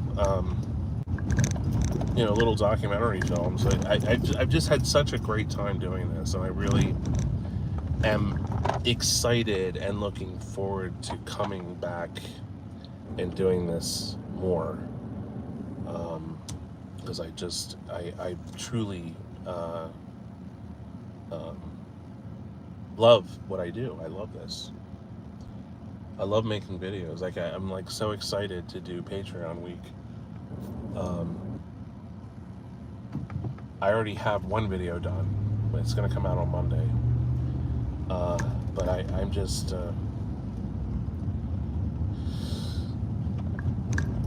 blessed, very blessed. I've been blessed. I still don't feel like, when people say like, "Oh, you're so talented," I don't feel that way. I feel like I'd be so much better. I get a lot of insults on Instagram, like people who say, they're like, "Ugh, your photography is mid, and your photography is horrible." And I agree with them. It isn't that great, but I sell, tons of Polaroids and Gleisleys. Gisli. I don't know how to pronounce that word. Gicle. The digital print things. But yeah, I think those people are right. I think that they are. I'm never fishing for compliments with my photography, because I do it in such a cheap way, which is like iPhone photos and Polaroids, which are like the worst. Like, you couldn't get any worse for taking photos with using Polaroid. But I love the format. There's something about it. I love taking pictures with Polaroids. But of course, I don't have these highly polished, perfect images that people are running around taking pictures and stuff. I don't have that. But they don't have my name, so bloop. That's one thing. Like, I get paid. They ain't getting paid. That's it's nice having a Flickr full of photos. If you're not getting fucking paid for it, what's the point? I mean, if you really love taking photos, great. But like, the people who are riding, saying I suck, like, they don't make any money. So it's like, well, it is. I guess they're frustrated that I make money and they don't, and because their photos are, and their photos are so much better than mine. But I don't try. I really don't try that hard to take fabulous fucking pictures every time I aim the camera somewhere. I just don't. I don't do that. I see things that I like, and I take a picture, and I try to. I'm much better at moving pictures than I am with taking a still picture. But one thing that I'll say,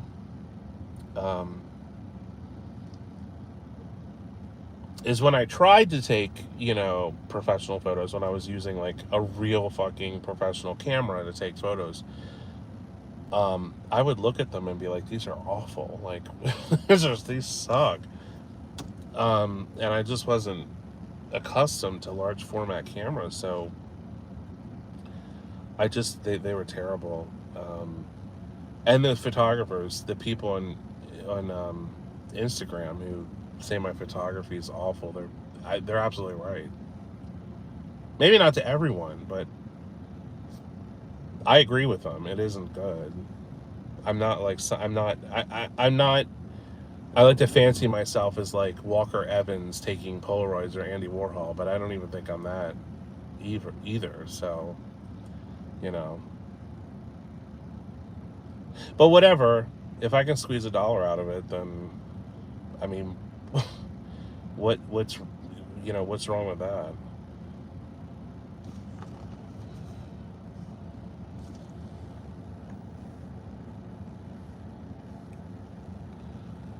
Austin's World.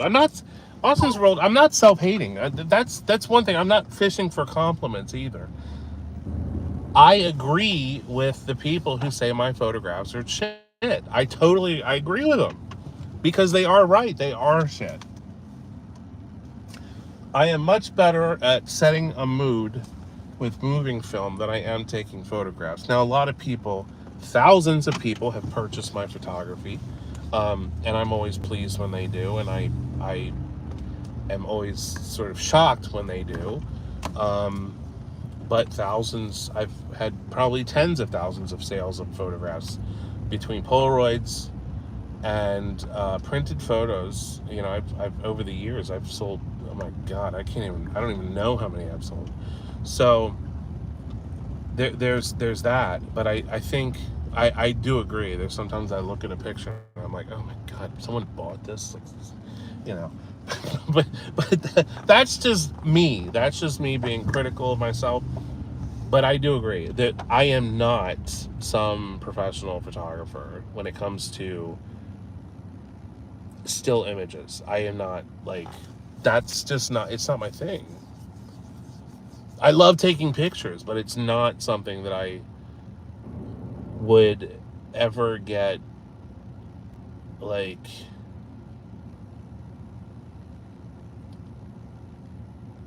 I don't know. It's like when they put my Polaroids in the New York Times.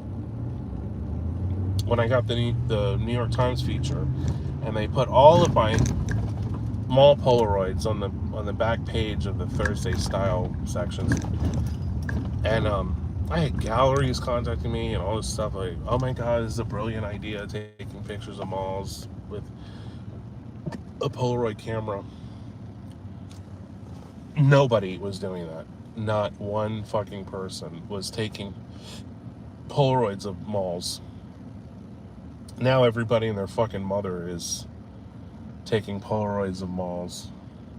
But back then, it was a whole new kind of deal. It was a whole new thing.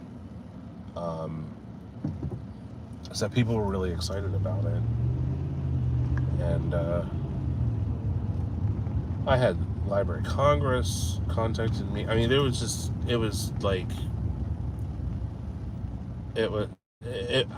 as I said then, I'm like, I just want to make videos. Like, I don't want to concentrate on this fucking photography shit, and cataloging and all this other crap. But now I don't take it as serious. I didn't really take it seriously then either.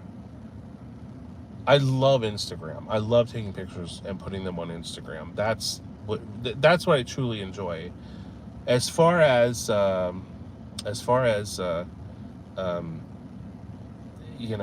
posting them or doing, I got invited to do a gallery show of my photographs. I've been taking Polaroids for a very long time, like decades. So I have a whole thing of like Polaroids, like Club Kids and all kinds of shit, like from long time ago. But I was getting invited to do shows and stuff, and I was like no, because I didn't want to sell any of those old Polaroids, and I was like, what's the point of doing a show if I can't fucking sell anything, So I didn't do it. But that was then. Now I wouldn't even entertain. I don't even answer emails that would ask me something like that, because I don't have the time. I don't have a team. that Dylan partnered with me and works on the website, and he does a great job with that. But he has a full-time job. I'm doing this more than full-time. So, if I had a team, I would be able to kind of branch out and do more stuff, but I just don't have that capability. Because I'm not like some,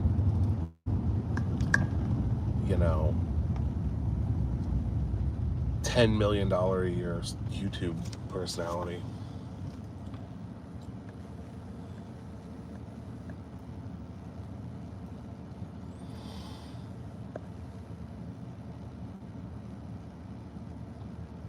What does Dylan do? Dylan is my web manager on This Is Dan Bell. So he takes care of the orders. He posts new products. He designed the whole website. He did when I saw the website for the first time, I was like, damn, Dylan, this is really fucking nice. So what happened was, I used to have a website. It was shopdanbell.com, and we were on Etsy. It was an Etsy extension site or whatever, Pattern. And when I was not well, I wasn't really working at all. I told my assistant at the time, I said, just shut Etsy down, and because I can't deal with it right now. So I was under the impression maybe I was supposed to do it, or I can't remember, honestly. Etsy was running for months without me even knowing, and over those months' time, if I don't plug it, like, no one buys, and you'll get like maybe a couple sales a month or whatever. Well, over those months, I got 8 sales. I had no idea that I had them. And these people are sending messages, everything. I'm not checking anything. I'm like, oh my God. Because I figured it out because I saw an email that said someone was requesting a refund. I'm like, oh no. And I said, what the fuck refund? Like, it's not even on. And then I went over there and I'm like, the website's running. It's up and running and people are buying shit. That was the worst fucking calamity. And luckily, it was only 8 people, so I was able to like refund. I said, I can give you a refund, or I can send you a package. So the people who I sent packages to, I sent them like a shit ton of shit, because I would never want to not make that right. Jesus. But a couple people were really pissed off. I understand. It was just my not paying attention, basically, is what it was. So that's why Dylan runs the new website. And also shopdanbell.com was stolen. The address somehow ended up on GoDaddy, even though I was paying for it. I don't know how that happened. And we went online, and I said, I can't get shopdanbell.com to come back. I said, we tried everything. We couldn't get it back. And so I said, well, we'll just use thisisdanbell.com. Thisisdanbell.com, that website is like pasted across videos that have tens of millions of views. I didn't own thisisdanbell.com. Somehow it fell through, payment stopped on it. I think it was a card that expired. I didn't have it anymore. I said, oh my God, we're completely fucked. And then I went and I said, let me check and see if we can buy it. And by some miracle, thisisdanbell.com was available. I don't know how someone didn't see and pick it up and buy it, because usually if you have a website that has a lot of exposure, like someone is going to buy it. And it was available. I couldn't believe it. I bought it, snatched it up. I was like, Jesus, man. So Now that's the store, but I would have kept Shop Dan Bell. Someone stole it. If you go to it now, it's like a beauty store or something. Has nothing to do with me.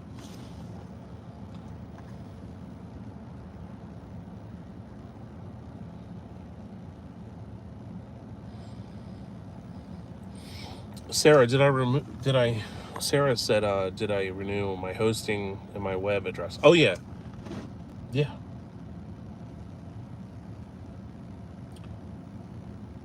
Yeah,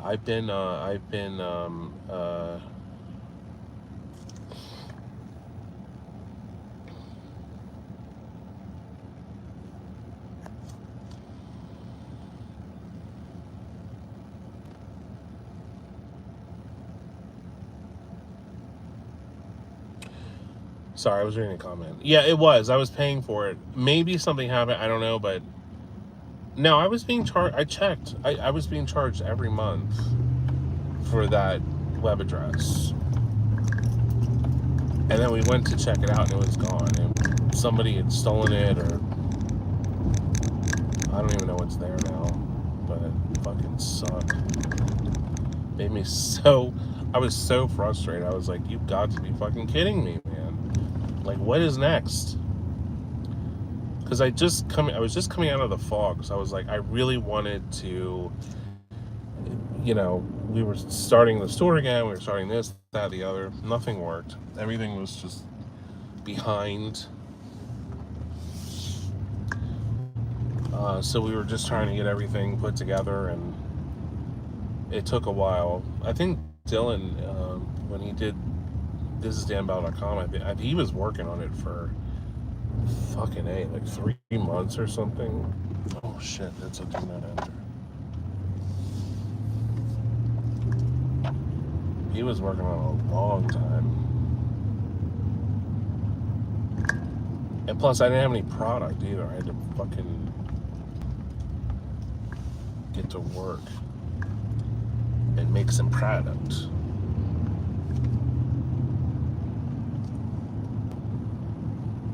What is this here? It's here. Right? Yes.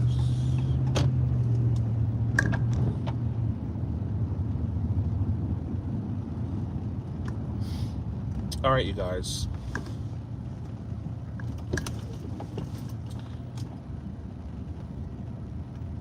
All right, you guys, listen. It's been real. It's been real fun. This was a fun night. I'm so glad that you guys enjoy this every week. Not every week. I keep saying every week. It used to be every week. I can't guarantee every week. But I'm glad that you guys come and listen, and I sit here and get to bitch, complain, do this, do that. I'm just so grateful for all of you, and hopefully I'll be back next week. Wait a minute, what next week? I got some big decisions to make. Then there's 2 more Fridays after next week. So, what? Oh, because okay. Confusion runs rampant. I'm tired. I need food. I've been hungry since 6 p.m. So I'm finally gonna be able to get something to eat. Love you guys so much. Thank you so much. Patreon.com/thisisdanbell if you want to join up and hang out and check out all this stuff. And it's really been fun tonight. I had a great time. I love you guys so much. I really do. And I appreciate each and every one of you. Take care of yourselves, and we'll talk soon. Bye-bye.